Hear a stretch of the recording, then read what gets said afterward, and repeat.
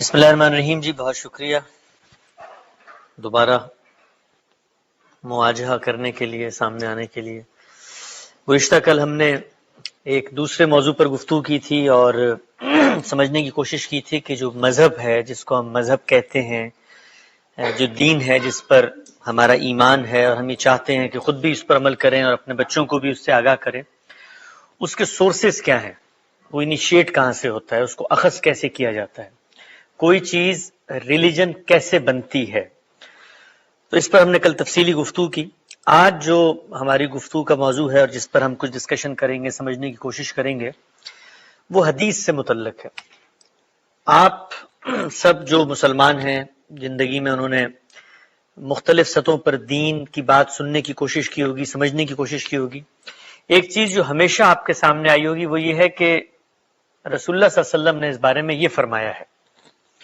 تو جس وقت یہ جملہ آپ کے سامنے بولا جاتا ہے تو اس کے بعد فوراً سے انسان کا یہ تاثر، یہ انٹینشن بیدار ہوتی ہے کہ جب یہ بات سامنے آ گئی ہے کہ رسول اللہ نے یہ بات فرمائی ہے تو اب یہ کیسے ہو سکتا ہے کہ یہ بات دین نہ ہو۔ ہم نے کل بھی گفتگو کی تھی اور یہ سمجھا تھا کہ دین کا جو سورس ہے، جو ماخذ ہے، جو ریفرنس ہے، وہ رسول اللہ کی ذات ہے، آپ کی شخصیت ہے۔ ہمیں نہیں پتا، ہم فطرت کی ایک رہنمائی لے کے دنیا میں آئے تھے، ہماری فطرت نے ہمیں بتایا کہ تمہارے اندر ایک مخلوق ہونے کا احساس ہے، تم کریٹڈ ہو۔ فطرت نے ہمیں بتایا کہ تمہارے اندر نیکی بدی کا شعور ہے۔ اس کے بعد ہمیں کچھ نہیں پتا تھا کہ مذہب کیا ہے۔ ایک شخص نے کھڑے ہو کے یہ دعویٰ کیا کہ میں خدا کا نمائندہ ہوں، میں خدا کا فرستادہ ہوں، چنا ہوا ہے مجھے خدا نے، میں چوزن ون ہوں۔ تو اب اس بات پر ہمارا اگر اعتماد اور ایمان ہو جاتا ہے کہ وہ واقعی میں خدا کے چنیدہ بندے ہیں، ان کو خدا نے منتخب کیا ہے، تو اب جو کچھ وہ بتائیں گے وہ دین کہلائے گا۔ تو اب جو کچھ وہ بتائیں گے وہ دین کہلائے گا، تو انہوں نے وہ دین کس طریقے سے ہمیں بتایا ہے۔ تو کل ہم نے یہ جانا تھا کہ انہوں نے دو طریقوں سے ہم تک مذہب اور دین کی بات پہنچائی ہے۔ پہلی چیز تھی قرآن مجید، یعنی قرآن وہ کتاب ہے جس کے ذریعے سے پیغمبر نے دین ہم تک پہنچایا۔ یہ بات خود قرآن نے بھی بتا دی کہ ہم نے پیغمبر کو قرآن دیا اور کہا اس کے ذریعے سے لوگوں کو دین پہنچاؤ۔ دوسرا پہلو تھا دین کی پریکٹیکل چیزیں، مثلا کچھ ریچولز ہیں، کچھ پریکٹسز ہیں۔ ہم نے کل اس پہ تفصیل سے گفتگو کی تھی کہ جو پریکٹیکل چیزیں ہوتی ہیں، پریکٹسز ہوتی ہیں، ان کو آپ لکھ کے منتقل نہیں کر سکتے، ان کو پریکٹس سے ہی منتقل کیا جاتا۔ اس کی ایک سادہ سی مثال میں نے کل بھی دی تھی، ایک اور مثال دے دیتا ہوں۔ آپ کسی کو ایکسرسائز کروانا چاہتے ہیں تو آپ اس کے لیے ایک ٹرینر کا انتخاب کرتے ہیں، وہ آپ کے سامنے اسی طرح سے اپنے ہاتھ ہلاتا ہے تو آپ بھی ہلانا شروع کر دیتے ہیں۔ وہی ٹرینر اگر آپ کو ایک کاغذ پہ لکھ کر دے کہ تم کھڑے ہو جاؤ، 90 ڈگری اپنی گردن دائیں موڑنا، 120 ڈگری بائیں موڑنا اور اس کے بعد یہ کرنا، تو یہ ممکن نہیں رہتا، مشکل ہو جاتا ہے۔ تو مذہب کا جو پریکٹیکل پہلو ہے جس میں آپ نے ریچولز کرنے ہیں، وہ ریچول کچھ ایکشنز ہیں، ان کو پیغمبر نے کیسے منتقل کیا۔ تو قرآن مجید یہ کہتا ہے کہ وہ جو پریکٹیکل پہلو ہے وہ تمام جو اللہ کے دین ہے ان کا سیم ہے، وہ ایک ہی ٹریڈیشن ہے۔ تو رسول اللہ کو یہ حکم کیا کہ انتبع ملت ابراہیم حنیفہ، کہ آپ نے بھی اسی ابراہیمک ٹریڈیشن کی پیروی کرنی ہے۔ تو جب آپ کو یہ کہا گیا کہ آپ نے اس کی پیروی کرنی ہے تو اب آپ نے کوئی چیز انیشیٹ نہیں کی۔ جب مجھے یہ کہا جاتا ہے کہ بھائی اس بورڈ پہ ایکسرسائز لکھی ہوئی ہے، تم نے اس کو فالو کرنا ہے، تو اب میں کوئی چیز انیشیٹ نہیں کر سکتا۔ تو رسول اللہ صلی اللہ علیہ وسلم نے نماز پڑھی، وہ نماز آپ نے نہیں شروع کی، پیچھے سے چلی آ رہی ہے۔ آپ نے حج کیا، وہ آپ نے انیشیٹ نہیں کیا، پیچھے سے چلا آ رہا ہے۔ آپ نے کیا کیا؟ آپ نے اس کو پرفارم کر کے اس کے اندر اگر کوئی کمی تھی، کوئی کوتاہی تھی، کوئی اضافہ تھا، کوئی تغیر، کوئی تبدیلی تھی، وہ کر کے آگے جاری فرما دی۔ تو یہ دین ہے جس سے ہمیں، جو سنت اور قرآن، ان دو چیزوں سے ہمیں پیغمبر نے دین دیا ہے۔ لیکن ہم اپنی زندگی میں دیکھتے ہیں کہ جب کبھی دین کی کوئی بات ہوتی ہے، مذہب کی کوئی بات ہوتی ہے، تو لوگ سب سے پہلے کہتے ہیں کہ بھئی فلاں حدیث میں تو یہ بات لکھی ہوئی ہے، رسول اللہ صلی اللہ علیہ وسلم نے تو فلاں موقع پہ یہ بات فرمائی تھی۔ تو اس سے ایک پرابلم پیدا ہوتی ہے۔ وہ پرابلم یہ پیدا ہوتی ہے کہ جس وقت آپ نے پروفٹ کو بنیاد بنا دیا مذہب کی، تو اب کوئی شخص اگر پروفٹ سے منسوب نریشن کر رہا ہے تو یہ کوسچن ضرور پیدا ہوتا ہے کہ بھائی یہ بات اگر انہوں نے کی ہے تو پھر اس کو کچھ نہ کچھ دین سے اس کا لنک ہونا چاہیے نا، کیونکہ جس شخصیت نے آپ کو قرآن دیا ہے، جس نے سنت دی ہے، اسی سے منسوب یہ بات بھی بیان کی جا رہی ہے. تو یہ ایک پرابلمیٹک چیز ہے. میں اس کی ایک سادہ مثال دیتا ہوں. غامدی صاحب نے ایک کتاب لکھی ہے، اس کا نام ہے میزان. ٹھیک ہے، میں یا بہت سارے دیگر لوگ ان کے اسٹوڈنٹ ہیں، ان کے ساتھ پڑھتے ہیں، لکھتے ہیں، کام کرتے ہیں. ہم اگر یہاں بیٹھ کر آپ کو یہ بتائیں کہ غامدی صاحب نے ایک موقع پہ یہ بات کہی تھی، ٹھیک ہے، آپ لوگ اس بات پر اعتماد رکھتے ہیں، جانتے ہیں، ان کے ساتھ بھی ہمیں چلتے پھرتے دیکھا ہے، تو آپ لوگ کہیں گے یار جب یہ آدمی یہ بات کر رہا ہے تو مطلب انہوں نے اگر یہ کی ہوگی تو پھر اس کو سمجھنا چاہیے نا، کیونکہ یہ بات یوں نہیں ہے کہ کوئی ہوا میں اڑ کے کہہ رہا ہے. ایک وہ آدمی بات کر رہا ہے جو کم سے کم ان کے ساتھ چلتا پھرتا کی نظر آیا ہے. تو اب آپ کیا کریں گے؟ آپ کے کان کھڑے ہو جائیں گے. آپ کہیں گے اچھا یہ بات اگر کہی ہے تو ہم اس کی تحقیق کرتے ہیں، کیونکہ جو کچھ انہوں نے کہا ہے وہ تو ان کی کتاب میں لکھا ہوا ہے. تو اگر یہ بات جو انہوں نے کہی ہے یہ اس سے مختلف ہے تو کیوں کہی ہے؟ تو یہ وہ نیچرل فطری سوال ہے جو ہر انسان کے ذہن میں اٹھتا ہے. ہم نے کل قرآن مجید کے بارے میں جانا کہ وہ کیا ہے، کیسے منتقل ہوا ہے. سنت کے بارے میں جانا کیا ہے، کیسے منتقل ہوئی ہے. دین کے سورسز یہ دو چیزیں ہیں. اس سے پہلے فطرت ہے، فطرت میں آپ کے خالق کا شعور ہے اور نیکی بدی کا احساس ہے. اس کے بعد حدیث جب آپ کے سامنے آتی ہے تو ایک خالی ذہن ہو کر، جس کو آپ کہتے ہیں سیکولر مائنڈ سیٹ کے ساتھ، بالکل سب چیزوں کو، مذہب کو اور باقی چیزوں کو ایک منٹ سائڈ پہ رکھ کر، ضروری ہے کہ ہم غور کریں کہ جس چیز کو آپ حدیث کہہ رہے ہیں وہ ہوتی کیا ہے، وہ اپنی ذات میں چیز کیا ہے. تو حدیث عربی زبان کا ایک لفظ ہے، اس کا مطلب ہوتا ہے بات. تو حدیث سے رسول کا مطلب ہوتا ہے رسول اللہ کی باتیں. جس وقت یہ کہا جاتا ہے کہ رسول اللہ صلی اللہ علیہ وسلم نے مختلف موقعوں پر باتیں کی ہیں اور یہ باتیں لوگوں نے منتقل کی ہیں، ظاہری بات ہے میرے سامنے اگر رسول اللہ صلی اللہ علیہ وسلم موجود ہوں تو میں گواہی دے سکتا ہوں کہ جی انہوں نے مجھے یہ بات کہی تھی، لیکن لوگوں نے منتقل کی ہے. تو سب سے پہلی چیز جو انسان کی علم اور عقل کہتا ہے کہ اس کی کوئی ذمہ داری اللہ کے رسول پر نہیں ہے. کیوں؟ اس لیے کہ اس کو لوگوں نے، ایک ایک آدمی نے منتقل کیا ہے. مثال دیتا ہوں، میں اس مجلس میں بیٹھا ہوں، آپ اٹھ کے باہر جاتے ہیں، باہر جانے کے بعد میری گفتگو سے ایک تاثر لیتے ہیں اور لوگوں میں بیان کرنا شروع کر دیتے ہیں. تو آپ مجھے ایمانداری سے بتائیے کہ آپ کی جو انٹرپریٹیشن ہے، آپ نے جو بات پرسیو کی ہے، کیا میں اس کا ذمہ دار ہوں کہ وہ جو کچھ آپ کے منہ سے نکلے وہی میں نے کہا ہوگا؟ مطلب یہ تو علم اور عقل کا کوئی تقاضا ایسا نہیں ہے جو اس بات کو مان سکے. تو سب سے پہلی بات یہ ہے کہ رسول اللہ صلی اللہ علیہ وسلم سے منسوب جو باتیں ہیں وہ لوگوں نے بیان کی ہیں، ان کی کوئی ذمہ داری رسول اللہ صلی اللہ علیہ وسلم کے اوپر نہیں عائد ہوتی. قرآن رسول اللہ صلی اللہ علیہ وسلم نے بیان کیا ہے، اس کو ایک آدمی نے نہیں سنا، دو آدمیوں نے نہیں سنا، ہزاروں نے سنا. ان ہزاروں نے لاکھوں کو سنایا، ان لاکھوں نے کروڑوں تک پہنچایا.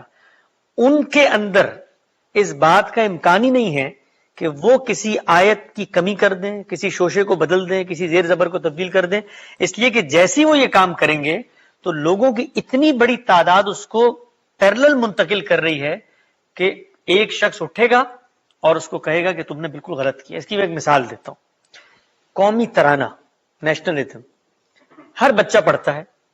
پورے ماحول میں، آپ امریکہ میں جہاں چلیں پھریں، لوگ جو یہاں رہتے ہیں وہ جانتے ہیں قومی ترانہ کیا ہے.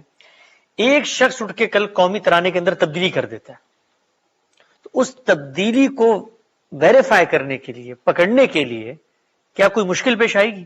کوئی مشکل پیش نہیں آئے. کیوں؟ اس لیے کہ وہ جو چیز جس میں تبدیلی کی گئی ہے وہ ہزاروں لاکھوں لوگوں کے درمیان پھیلی ہوئی ہے. تو حدیث کا معاملہ یہ نہیں ہے.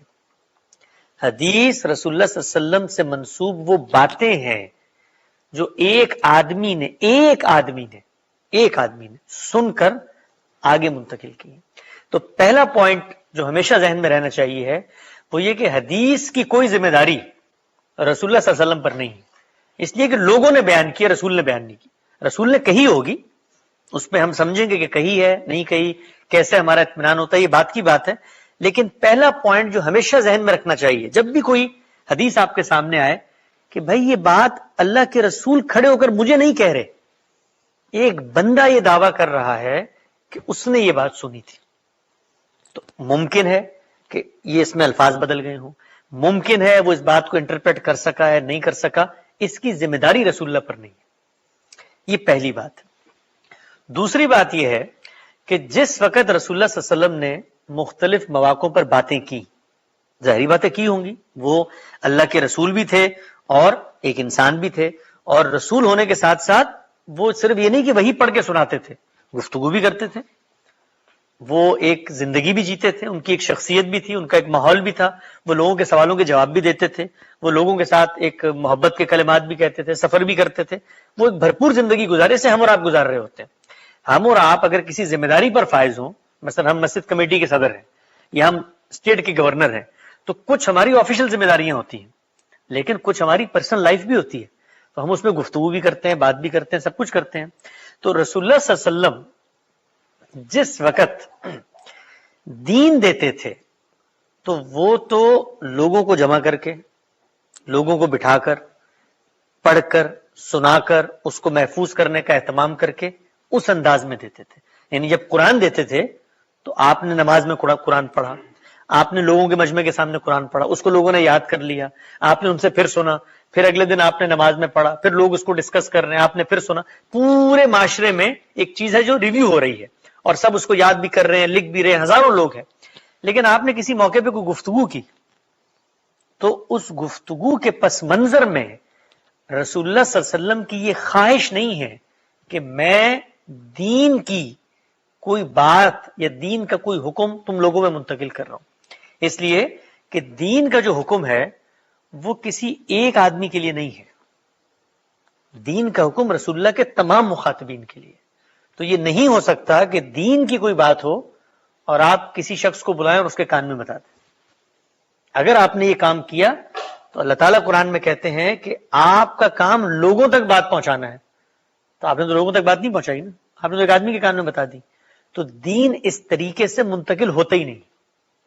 اچھا مثال کے طور پہ اگر وہ آدمی، ایک آدمی آگے وہ بات بیان نہ کرتا، انسان ہے نا، اس نے ایک بات سنی، بیان نہیں کی، تو ہمارا دین کہاں جاتا؟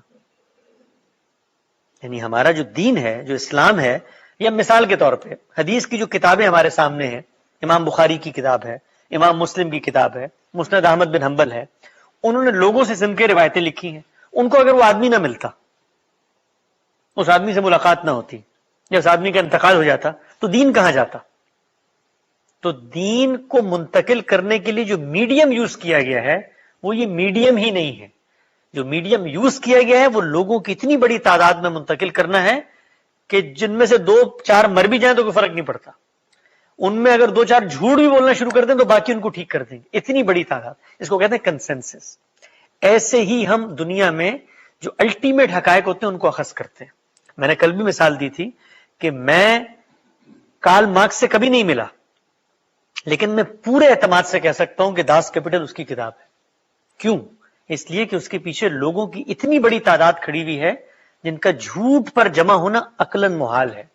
10 کروڑ لوگ کہہ رہے ہیں، سب جھوٹ بول رہے ہیں. کیسے جمع ہوئے؟ کہاں ان کی ملاقات ہوئی؟ کہاں انہوں نے طے کیا کہ اب ہم جھوٹ بولیں گے اور آج سے کہیں گے کہ داس کیپٹل کارل مارکس کی کتاب نہیں تھی؟ ممکن نہیں. تو حدیث کے بارے میں پہلی بات جو ہمیشہ ذہن میں رہنی چاہیے ہے وہ یہ کہ یہ اس کی ذمہ داری رسول اللہ پر نہیں ہے، لوگ بیان کر رہے ہیں. پہلی بات پرابلم ہے ہمارے لیے، اس لیے کہ ہم نے دین جس شخص سے لیا ہے اس کی کوئی بھی بات ہم تک پہنچے گی تو پرابلم پیدا کرے گی. ہم اس کو سمجھیں گے بھی، غور بھی کریں گے. اگر وہ دین کے مجموعی فریم سے مختلف ہوگی تو ہمارے ذہن میں سوال بھی اٹھے گا، بھئی یا تو بتانے والے نے غلطی کی ہے یا رسول اللہ نے بات کی ہے تو کیوں کی ہے. تو یہ سوال اٹھے گا. لیکن اس سوال کو اٹھنے سے پہلے جو پہلا پہلو ہمیشہ پیش نظر رہنا چاہیے وہ یہ کہ اس کی ذمہ داری رسول اللہ پر نہیں ہے. جس طرح میرے اوپر کوئی ذمہ داری نہیں ہے کہ آپ میرے بارے میں کیا بات کرتے ہیں. دوسری چیز کہ رسول اللہ صلی اللہ علیہ وسلم نے اس کو دین کے میڈیم کے طور پہ انیشیٹ نہیں کیا. اگر انیشیٹ کیا ہے تو پہلے اس کو ثابت ہونا چاہیے کیسے انیشیٹ کیا ہے، اور جس میڈیم کے ذریعے انیشیٹ کیا دین اس کے ذریعے منتقل نہیں ہوتا، کیونکہ ایک شخص جو ہے وہ دین کو آگے نہیں پھیلا سکتا، منتقل نہیں کر سکتا. یہ دوسری بات ہے. تیسری بات یہ ہے کہ جو کانٹینٹ ہمارے سامنے ہے حدیث کا، جب ہم پڑھتے ہیں اس پہ غور کرتے ہیں تو اس سے ہمیں یہ معلوم ہوتا ہے کہ دین اور مذہب کی کوئی بھی مستقل ہدایت یا مستقل حکم کا مطلب یہ ہوتا ہے کہ مذہب نے ایک فل فلیج آپ کو آرڈر دیا ہے، مکمل آرڈر دیا. مثال دیتا ہوں میں آپ کو. مذہب نے آپ کو یہ حکم دیا ہے کہ مثلا آپ نے اگر حج پہ جانا ہے تو آپ نے احرام پہننا ہے. ٹھیک ہے، یہ مذہب کی ایک ہدایت ہے. اگر آپ نے حج پہ جانا ہے تو آپ نے احرام پہننا ہے. تو اب یہ ایک مکمل ہدایت ہے. یہ مکمل ہدایت پورے ذخیرہ حدیث کو آپ پڑھ لیں، کسی ایک دینی حکم کے بارے میں آپ کو نہیں ملے گی کہ وہاں پر انیشیٹ کر کے یہ بات بتائی گئی ہو کہ آؤ مسلمانوں میں تمہیں بتاتا ہوں کہ حج کیسے کرنا ہے، آؤ مسلمانوں میں تمہیں بتاتا ہوں کہ نماز کیسے پڑھنی ہے. تو تیسری چیز جو ہمیشہ پیش نظر رہنی چاہیے وہ یہ کہ حدیث جو ہے وہ دین کا کوئی مستقل حکم مکمل ہدایت انیشیٹ کر کے بیان ہی نہیں کرتی. یہ جو تیسرا پوائنٹ ہے یہ اس کے کانٹینٹ پہ غور کر کے واضح ہو جاتا ہے. کوئی شخص مثال کے طور پہ کہتا ہے کرتی ہے، بہت سارے لوگ کہتے ہیں، علماء کہتے ہیں کرتی ہے. بھائی آپ کیسے کہہ رہے ہیں کہ نہیں کرتی؟ اس کی ایک مثال میں دے دیتا ہوں آپ کو. علماء یہ کہتے ہیں کہ قرآن مجید میں کہیں ذکر نہیں ہے کہ آپ نے درندے نہیں کھانے، جو جانور ہوتے ہیں مطلب شیر ہے، چیتا ہے، یہ نہیں کھانا. قرآن میں کہیں نہیں لکھا ہوا. یہ تو رسول اللہ صلی اللہ علیہ وسلم نے ایک موقع پہ بتایا ہے. تو ایک مستقل بات ہے کہ نہیں ہے؟ یعنی یہ سوال پیدا ہو سکتا ہے نا کہ بھائی جب قرآن مجید میں ایک مستقل چیز ذکر نہیں ہوئی اور حدیث میں آ گئی ہے تو آپ کا دعویٰ یہ ہے کہ ایک پوری بات، ایک پورا حکم بیان نہیں ہو سکتا. تو بیان تو ہو گیا ہے، اب آپ کیا کریں گے؟ اس کا جواب یہ ہے جو کل میں نے بتایا تھا کہ دین کا جو سورس ہے آپ نے اس پورے سورس میں اس کو پہلے ویریفائی کیا ہی نہیں کہ وہاں موجود ہے کہ نہیں ہے. وہ سورس صرف قرآن اور سنت نہیں ہے، وہ ایک اور سورس تھا اور جس سے ہم نے ابتدا کی تھی، وہ انسان کی فطرت.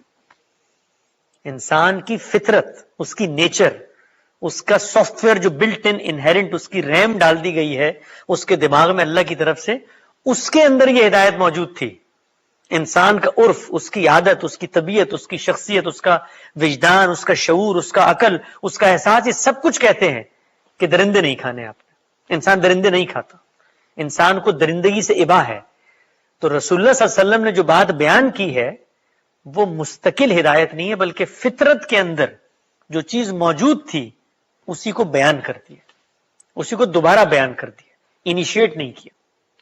تو تین پہلو ذہن میں رکھیں، پھر آگے ہم اس کو لے کر چلتے ہیں. پہلا پہلو کیا ہے کہ حدیث کی کوئی ذمہ داری رسول اللہ صلی اللہ علیہ وسلم پر نہیں ہے، لوگوں نے بیان کی ہے. دوسری بات کیا ہے کہ دین کا کوئی مستقل حکم وہ اس میڈیم سے منتقل ہو ہی نہیں سکتا. یعنی یہ جو میڈیم ہے اپنی ذات میں وہ مستقل حکم کو ٹرانسفارم کرنے کے لیے انتہائی ناقص ہے. ناقص کیسے ہے؟ ناقص ایسے ہے کہ دنیا کے اندر جس وقت آپ انفارمیشن کو ٹرانسفر کرتے ہیں، مطلب آپ نے کوئی بات منتقل کرنی ہے، اس کے دو ہی ذریعے ہیں، دو ہی میڈیمز ہیں آج تک دنیا میں. پہلا میڈیم ہے اجماع، یعنی جس وقت آپ بات کر رہے ہیں اس وقت لوگوں کی اتنی بڑی تعداد آپ کی بات کو سن، اس وقت بات کی سچائی یا بات کا جھوٹ ہونا زیر بحث نہیں ہے، بات کا بات ہونا زیر بحث ہے. مثلا میں نے یہ کہا کہ یہ گلاس ہے، یہ میرا دعویٰ ہے ایک چیز کے بارے میں، میرا دعویٰ ٹھیک ہے یا غلط ہے یہ زیر بحث نہیں ہے. حسن صاحب نے یہ بات کہی تھی کہ یہ گلاس ہے، یہ بات یا تو اتنی بڑی تعداد کے سامنے کہی گئی ہوگی کہ جو جھوٹ نہیں بول سکتے مل کے، ممکن نہیں ہے، عقل نہیں مانتی، یا ایک بندے کو بتائی گئی ہوگی. اب ایک بندہ اس کو سن کے آگے بتاتا ہے، آگے ایک اور بندہ اس کو سن کے آگے بتاتا ہے، آگے ایک اور بندہ اس کو سن کے آگے بتاتا ہے. تو اس طریقے سے جو علم منتقل ہوتا ہے اس کو کہتے ہیں ہسٹوریکل علم، ہسٹری. ہسٹری کے بھی دو پہلو ہیں، ایک ہے اسٹیبلش ہسٹری، اسٹیبلش فیکٹ، اور ایک ہے ہسٹری کی ڈیٹیلز. تو اکبر ہندوستان کا بادشاہ تھا، یہ اسٹیبلش ہسٹوریکل فیکٹ ہے. لیکن اکبر نے کس دن کیا معاملات کیے یہ اسٹیبلش ہسٹوریکل فیکٹ نہیں ہے. یہ محض ہسٹری ہے. تو محض ہسٹری کبھی بھی کوئی اسٹرانگ اور کانکریٹ میڈیم نہیں ہے انفارمیشن کو پھیلانے کا. مثلا میں اگر یہ بتانا چاہوں آپ کو کہ بھئی نیپرویل کی سرزمین پہ آج سے 5 دن بعد زلزلہ آئے گا، میں یہ انفارمیشن پھیلانا چاہتا ہوں، تو اس کا ایک طریقہ کہ میں آپ کے کان میں بتا دوں. پہلے تو یہ سب سے پہلے سوال اٹھے گا کہ اتنی اہم بات آپ نے ایک آدمی کو کیوں بتائی ہے؟ اٹھے گا کہ نہیں اٹھے گا؟ بھائی اتنی اہم بات تھی، سے سب متاثر ہو رہے ہیں، زلزلہ آئے گا سب مر جائیں گے، ایک آدمی کو کیوں بتا دی؟ تو یہی بات دین کے بارے میں ہے کہ وہ ہدایت جو قیامت تک جانی ہے ایک آدمی کے کان میں کیوں بتائی؟ دوسری چیز بتانی تھی تو وہ آدمی آگے جا کر مثال کے طور پہ منتقل ہی نہ کر سکے، رستے میں اس کا انتقال ہو جائے، وہ بھول جائے، وہ انسان ہے وہ بات بلد دے، تو آپ کی جو ذمہ داری تھی وہ تو پوری نہیں ہوئی نا لوگوں کو زلزلے سے بچانے کی. تو دوسری چیز یہ کہ حدیث کو رسول اللہ صلی اللہ علیہ وسلم نے ایز اے دین کے میڈیم کے یوز ہی نہیں کیا. اور تیسری بات یہ تھی کہ جو کانٹینٹ ہمارے سامنے ہے حدیث کا، وہ کانٹینٹ کوئی مستقل بذات انڈیپینڈنٹ حکم بیان ہی نہیں کرتا. تو یہ 3 باتیں ہیں جن کو پیش نظر رکھنا چاہیے. اب آگے بڑھتے ہیں. رسول اللہ صلی اللہ علیہ وسلم سے منسوب یہ باتیں لوگوں نے بیان کرنی شروع کی. یہ واضح ہو جائے کہ دین انیشیٹ نہیں ہو رہا، لوگ بیان کر رہے ہیں اور رسول اللہ سے منسوب بات ہے. اس کے بعد ایک نفیس آدمی کا، ایک ذہین آدمی کا، ایک عقل سلیم رکھنے والے آدمی کا رویہ کیا ہونا چاہیے. مثلا غامدی صاحب ایک معروف شخصیت ہے، آپ کے پاس ایک آدمی آ کر ان کے بارے میں ایک بات بتاتا ہے، ٹھیک ہے نا. ایک آدمی کا، اچھا پہلے تو یہ بات کہ آدمی بات جو بتاتا ہے وہ بہت سارے لوگ ہیں جو غامدی صاحب سے ملے ہوں گے، ملاقات ہوئی ہوگی، لیکن سارے آدمی باتیں نہیں بتائیں گے، بعض بتائیں گے بعض نہیں بتائیں گے. مثال کے طور پہ آپ یہ دیکھیے کہ رسول اللہ صلی اللہ علیہ وسلم کے ساتھ ہزاروں لوگوں نے آپ کی صحبت میں وقت گزارا. سب سے زیادہ جس نے وقت گزارا وہ کون تھے؟ سیدنا ابو بکر رضی اللہ تعالیٰ، اس کے بعد سیدنا عمر رضی اللہ تعالیٰ، ٹھیک ہے نا. اور صحابہ میں اگر آپ اندازہ لگائیں تو جنہوں نے کم وقت گزارا وہ ہیں سیدنا ابو ہریرہ، فتح مکہ کے بعد ایمان لائے. لیکن سیدنا ابو بکر جو ہیں وہ پوری زندگی گزارنے کے باوجود کل 30 یا 35 باتیں ہیں جو بیان کرتے ہیں، اور وہ بھی کسی موقع پر کوئی پرابلم پیدا ہو گئی تو اس موقع پر سیدنا ابو بکر نے کہا میں نے تو رسول اللہ سے یہ سنا تھا، ٹھیک ہے نا. لیکن ایک دوسرے صاحب ہیں وہ 5-6 ہزار باتیں بیان کر دیتے ہیں. تو اس میں ایک سوال یہ بھی پیدا ہوتا ہے کہ اگر ان باتوں میں دین تھا، ان باتوں سے مذہب منتقل ہونا تھا، تو یہ کیسے ہو گیا کہ ایک نے صرف 30 بیان کی وہ باتیں اور باقی نے 5000 بیان کر دی؟ سب کو برابر بیان کرنی چاہیے نا، کیونکہ سب نے اگر دین سنا ہے تو ان کی دینی اخلاقی ذمہ داری ہے کہ اگر ان حدیثوں میں دین تھا تو وہ آگے سب ساری کی ساری باتیں. اور پھر یہ ہونا چاہیے تھا کہ جس طرح صحابہ پورا قرآن لوگوں کو سنا رہے ہیں تو اسی طرح ہر صحابی برابر حدیثیں لوگوں کو سناتے. ایسا نہیں ہوا.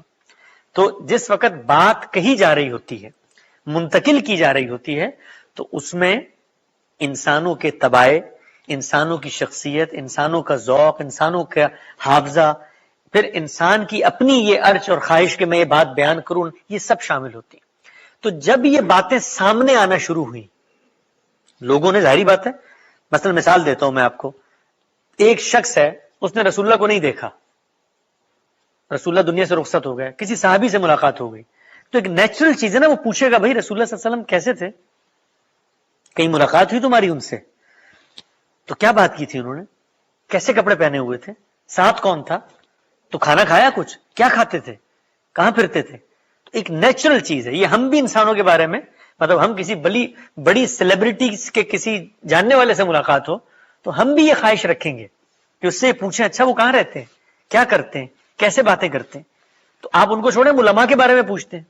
لوگ مجھ سے غامدی صاحب کے بارے میں پوچھتے ہیں، بھائی آپ ان کے ساتھ رہتے ہیں، ان کے کیا معمولات ہیں، ان کو کبھی غصے کی حالت میں آپ نے دیکھا ہے، کبھی وہ آپ نے مطلب وہ لطیفہ سناتے ہیں نہیں سناتے، بہت ساری باتیں، نیچرل انسانی نفسیات ہے.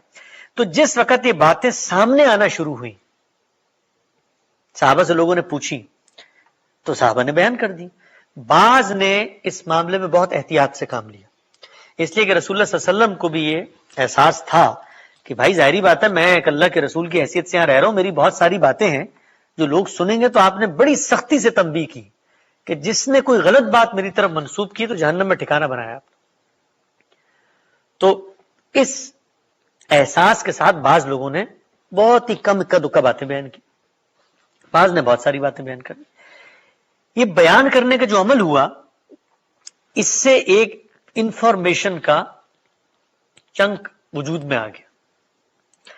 اب یہ مختلف جگہوں پہ لوگ باتیں بیان کر رہے ہیں, مختلف مجلسوں میں بات بیان ہو رہی ہے. صحابہ دنیا سے رخصت ہو گئے, آگے لوگ آ گئے, انہوں نے کہا میں نے تو سنا تھا فلاں آدمی سے. تابعی آ گئے, تابعی نے کہا جس نے صحابی سے ملاقات کی اس نے اپنے بیٹے کو بتا دی, بیٹے نے آگے بتا. تو اس سے معاشرے کے اندر یہ باتیں گردش کرنے لگی. جب یہ گردش کرنے لگی تو ہمارے جو محدثین تھے, یعنی کچھ جو علماء تھے اس زمانے میں, آج سے مطلب رسول اللہ صلی اللہ علیہ وسلم کی دنیا سے رخصت ہونے کے تقریباً 100 سال کے بعد ہی, آفٹر 100 ایئرس, 100 ایئرس میں تو باتیں بیان ہونا شروع ہو گئی, ادھر ادھر سے باتیں بیان ہو رہی. انہوں نے یہ کہا کہ بھائی جی جو باتیں بیان ہو رہی ہیں ان کو تو کچھ نہ کچھ ریگولیٹ کرنا پڑے گا نا, ان کو جاننا چاہیے کہ کون سی باتیں ٹھیک ہیں کون سی باتیں غلط ہیں. تو کیوں نہ ہم ایک میکینزم بنائیں اور اس میکینزم سے اس کو ویریفائی کریں. انہوں نے ایک میکینزم بنایا, اور آپ اگر آج بیٹھ کر پیچھے 1200 سال پہلے جائیں تو آپ کو حیرت ہوگی کہ وہ میکینزم اتنا سائنٹیفک ہے, اتنا اسٹرکچرل ہے, اتنا نیچرل ہے کہ اگر آج بھی آپ کو یہ کام دیا جائے تو آپ وہی میکینزم بنائیں گے. اور غامدی صاحب نے اپنی کتاب میں بھی لکھا ہے اور وہ بیان بھی کرتے ہیں کہ مسلمان اپنی ہسٹری میں کسی ایک علم پر اگر فخر کر سکتے ہیں اور دنیا کو بتا سکتے ہیں کہ ہم نے بھی علم کی دنیا میں کام کیا ہے, ریسرچ ورک کیا ہے, تو وہ یہ علم ہے جو حدیث کو ویریفائی کرنے کا اسٹرکچر بنایا گیا. وہ کیا اسٹرکچر تھا؟ 5 چیزیں تھیں اس کے اندر, اور بہت سادہ, بہت فطری اور بہت ایبسولوٹ. پہلی یہ تھی کہ جو آدمی بات بیان کر رہا ہے اس آدمی کو دیانتدار ہونا چاہیے. بہت نیچرل بات ہے. مطلب آپ کے گھر پہ آ کر ایک صاحب آپ کے پڑوسی کے بارے میں بات کرتے ہیں اور آپ جانتے ہیں یہ بات کہ بھئی یہ آدمی تو بہت گپے وپے مارتا ہے, یہ تو بس پورا دن ادھر کی ادھر کر رہا ہوتا ہے, اور یہ تو مطلب جھوٹ لگائی بجائی کرتا رہتا ہے, آپ کبھی اس کی بات پر کان نہیں کھڑے کریں گے. تو محدثین نے کہا کہ پہلا کرائیٹیریا یہ کہ جس نے بات بیان کی ہے, جو بیان کرے گا, یعنی آدمی کہتا ہے میں نے اپنے ابو سے سنا, انہوں نے دادا سے سنا, انہوں نے صحابی سے سنا, تو صحابی کے بعد جتنے بھی لوگ ہیں, 1 ہیں 2 ہیں 4 ہیں 8 ہیں 10 ہیں, سب کی انویسٹیگیشن ہوگی, سب کے گلی محلوں میں جایا جائے گا, سب کے گھر والوں سے ملاقات کی جائے گی, سب جہاں بزنس کرتے ہیں اس مارکیٹ میں جایا جائے گا. جو انسانی علم کی حد تک جس قدر آپ انویسٹیگیشن کر سکتے ہیں, اور آپ سوچیں کہ اس دور میں جس وقت نہ یہ ذرائع, نہ یہ حالات, نہ یہ وسائل, اس میں ایک ایک آدمی کا پروفائل جمع کرنے کے لیے اس دور میں محدثین نے 2 مہینے کے سفر بھی کیے ہوں. یعنی بغداد میں یہ خبر ملی ایک محدث کو کہ فلاں آدمی نے رسول اللہ سے منسوب یہ بات کی ہے. تو انہوں نے کہا اچھا وہ کہاں رہتا ہے فلاں آدمی؟ انہوں نے کہا وہ تو رہتا ہے دمشق کے کونے پر. انہوں نے کہا چلو ذرا چل کے ملاقات کرتے ہیں, اس سے دیکھتے ہیں, جا کے ویریفائی کرتے ہیں. کیا چیز ویریفائی کرتے ہیں؟ ایماندار ہے. ایماندار کا مطلب یہ ہے کہ اس کے ماحول میں وہ ایماندار ہے. ایک انسانی علم کی حد تک جتنا آپ بیٹی کا رشتہ دینے سے پہلے داماد کے بارے میں ویریفائی کرتے ہیں, یہ کچھ کرتے ہیں نا بھئی, محلے والوں سے پوچھ لیا, جہاں نوکری کرتی ہے وہاں پوچھ لیا, تھوڑا پروفائل دیکھ لی, ایک انسانی اطمینان کی حد تک. لیکن اس اطمینان میں ان کا کرائیٹیریا بہت سخت ہے. ہلکی سی بھنک پڑ جائے ان کو تو کہتے ہیں بس یہ نکل گیا. یہاں تک کہ اس دور میں جو صوفیات تھے, جو تصوف کا مائنڈ سیٹ رکھتے تھے, وہ محدثین کے بارے میں کہتے تھے اچھا ان کا مزاج کیا تھا؟ ان کا یہ کہ بھائی رسول اللہ کی بات ہے نا, قصہ ہی ہے نا, فائدہ ہی ہوگا نا, لوگ سن ہی رہے ہیں نا, تو کیا فرق پڑتا ہے. تو جب محدثین نے یہ انویسٹیگیشن شروع کی تو انہوں نے محدثین کو کہا کہ یار آپ تو غیبت کر رہے ہیں بیٹھ کے, آپ تو لوگوں کی ذاتی زندگی میں دخل اندازی کر رہے ہیں. انہوں نے کہا نہیں, ایک شخص نے رسول اللہ سے منسوب ایک پبلک بات کی ہے, اب یہ ہمارا حق ہے کہ ہم اس کی پروفائلنگ کریں. پہلی چیز ایماندار. دوسری چیز اس کے اندر میمورائزیشن یا حافظے کی صلاحیت تھی. یہ ضروری نہیں ہے کہ جو آدمی ایماندار ہو بات بھی یاد رکھ سکتا ہو. بہت سارے ایسے لوگ آپ کو دنیا میں ملیں گے کہ بڑے ایماندار ہوں گے، لیکن ایمانداری کا کسی چیز کو یاد رکھنے سے کوئی تعلق نہیں. یاد رکھنا ایک صلاحیت ہے، یاد رکھنا ایک کام الگ ہے، ایمانداری الگ چیز ہے. تو انہوں نے کہا یہ بھی ہم جانیں گے کہ بھائی یہ کوئی سٹھایا ہوا بڈھا تو نہیں تھا جو بات بیان کر رہا ہے، جس کو پتہ ہی نہیں تھا ادھر کی ادھر ادھر کی ادھر کر دی. ہو سکتا ہے بات اپنے والد سے سنی ہو اور اس کو منسوب کر دی اللہ کے رسول کی طرف. تو ایک ایک آدمی سے، اس کے رشتہ داروں سے، اس کے گھر والوں سے، اس کے خاندان سے، اس کے دوستوں سے، اس کے علاقے کے لوگوں سے، اس کے کاروباری ساتھ، سب سے مل کے پوچھیں گے کہ بھائی حساب کرتا تھا، ٹھیک کرتا تھا کہ نہیں کرتا تھا، 2 اور 2 4 یاد رہتے تھے کہ نہیں رہتے تھے. تو دوسرا کرائٹیریا انہوں نے بنایا حافظہ. ایمانداری پہلا اور دوسرا حافظہ. تیسرا کرائٹیریا انہوں نے کہا کہ بھائی یہ جو آدمی بات بیان کر رہا ہے کہ میں نے اس سے سنی تھی، تو اب یہ ضروری ہے نا کہ اس سے اور اس سے ملاقات ثابت ہو، آپس میں کہیں ملے ہوں یہ لوگ، آپس میں ملاقات ہوگی تو چین سے چین جڑے گی کہ یہ بات اس نے اس سے سنی بھی تھی. کہ حافظہ بھی بڑا ٹھیک ہے اور ایماندار بھی ہے، لیکن ان 2 کے باوجود یہ بھی پروف کرو کہ ملے تھے. بھئی کہاں ملے تھے؟ جی میں تو اس سے بغداد میں ملا تھا. کب ملے تھے؟ جی میں 2 سال پہلے ملا تھا. 2 سال پہلے ملے تھے؟ اچھا جی اس کے گاؤں جا کر پلا کیا وہ تو 3 سال پہلے انتقال ہو چکا ہے. تو اب اگرچہ ایماندار ہے، اگرچہ حافظہ رکھتا ہے، لیکن ملاقات نہیں ثابت ہو سکی. کہتے ہیں ہمیں نہیں چاہیے، یہ رسول اللہ کی بات ٹھیک نہیں ہے، یہ آدمی ضعیف ہے. تو یہ 3 باتیں انہوں نے طے کی کس چیز کے بارے میں؟ جو آدمی بات بیان کر رہا ہے. آپ کو حیرت ہوگی، لوگ سوچتے ہوں گے کہ یہ کیسے ہو سکتا ہے کہ ایک آدمی جو ہے وہ رسول اللہ سے منسوب کوئی غلط بات بیان کر دے. مطلب بہت دل گردے کا کام ہے نا. تو محدثین نے اس زمانے میں کئی لوگوں کو پکڑ لیا ان سے یہ سوال کیے، ہاں بھائی کہاں سے سنا ہے؟ تو انہوں نے کہا بھی فلاں نہیں سنا. انہوں نے کہا فلاں آدمی تو ایگزسٹ ہی نہیں کرتا. کہاں ہے فلاں آدمی؟ کہاں رہتا ہے؟ کب ملاقات ہوئی؟ تم تو اس محلے سے باہر ہی نکلی پوری زندگی. تو پکڑ لیا. تو اب پکڑ کے کہا کہ یہ بتاؤ کہ یہ جھوٹ کیوں بولا تم نے؟ آپ کو یہ جان کے حیرت ہوگی، روز واٹس ایپ، فیس بک، انٹرنیٹ میڈیا پہ آپ سنتے ہیں قرآن مجید کی یہ سورت 5 دفعہ پڑھ لیں تو نوکری مل جائے گی. رسول اللہ صلی اللہ علیہ وسلم نے فرمایا کہ گھر سے نکلتے ہوئے اگر یہ سورت کی آیتیں 6 دفعہ پڑھ لیں تو حادثہ نہیں ہوگا. تو قرآن مجید کی سورتوں کے بارے میں جتنی روایات ہیں سب پہ تحقیق ہو چکی ہے، ان میں سے 99.98% ضعیف روایت ہے. اور محدثین نے اس کو ضعیف قرار دیا، ان بندوں کو پکڑا اور لکھ دیا اپنی کتابوں میں. کہ ہم نے ان سے پوچھا کہ تم نے یہ کیوں گھڑی بھائی؟ تو انہوں نے کہا کہ ہم یہ دیکھ رہے تھے کہ لوگ جو ہے نا وہ حدیثوں پہ بڑا غور کر رہے ہیں، قرآن مجید نہیں پڑھ رہے. تو ہم نے کہا کیوں نہ رسول اللہ سے منسوب قرآن کی باتیں بیان کرتے ہیں، اسی بہانے قرآن پڑھنا شروع کر دیں.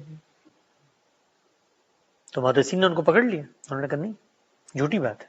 تو آپ یہ بتائیے کہ جو 3 کرائٹیریا ہیں، یہ جو 3 چیزیں ہیں، یہ علم اور عقل اور ریشنلٹی اور خرد اور شعور اور آگہی، ان سب کے کتنے قریب ہیں. یعنی آج بھی ہمیں کسی شخص کے بارے میں جاننا ہو کہ یار وہ جو بات کر رہا ہے ٹھیک کر رہا ہے کہ نہیں کر رہا، تو ہم اس شخص کے بارے میں جب کوئی چیز جانیں گے تو یہ 3 چیزیں. تو کل کتنی تھی؟ 5. 3 شخص کے بارے میں ہے، 2 کانٹینٹ کے بارے میں. اس میں آدمی پروف ہو گیا، ایماندار بھی ہے، حافظہ بھی اچھا ہے اور ملاقات بھی ہو گئی. بات کا کیا بیان کر رہا ہے؟ مثلا بات یہ بیان کر رہا ہے کہ رسول اللہ صلی اللہ علیہ وسلم نے فرمایا شرک کرو. تو انہوں نے 2 کرائٹیریا بات کے بارے میں بنائے کہ بات قرآن مجید کے خلاف نہیں ہو سکتی، اور دوسری بات علم اور عقل کے مسلمات کے خلاف نہیں ہو سکتی. مثلا رسول اللہ نے فرمایا بھی سورج تو روز مغرب سے نکلتا ہے. اب یہ بات اپنی ذات میں عقل کے خلاف ہے. تو یہ فقہا کا کرائٹیریا، محدثین کا کرائٹیریا ہے کہ جو بات قرآن مجید کے خلاف ہوگی، اگرچہ وہ سب کچھ ٹھیک ہے پیچھے والا، ہم نہیں قبول. رسول اللہ قرآن کے خلاف بات کیسے کر سکتے؟ اور جو بات علم اور عقل کے خلاف ہوگی اس کو بھی ہم قبول نہیں کریں گے. تو یہ 5 چیزیں ہیں. جس کے بعد انہوں نے کمپائلیشن شروع کی، کمپائل کرنا شروع کیا، ویریفائی کرنا شروع کیا. لیکن یہ ویریفیکیشن کا عمل بھی کون کر رہے تھے؟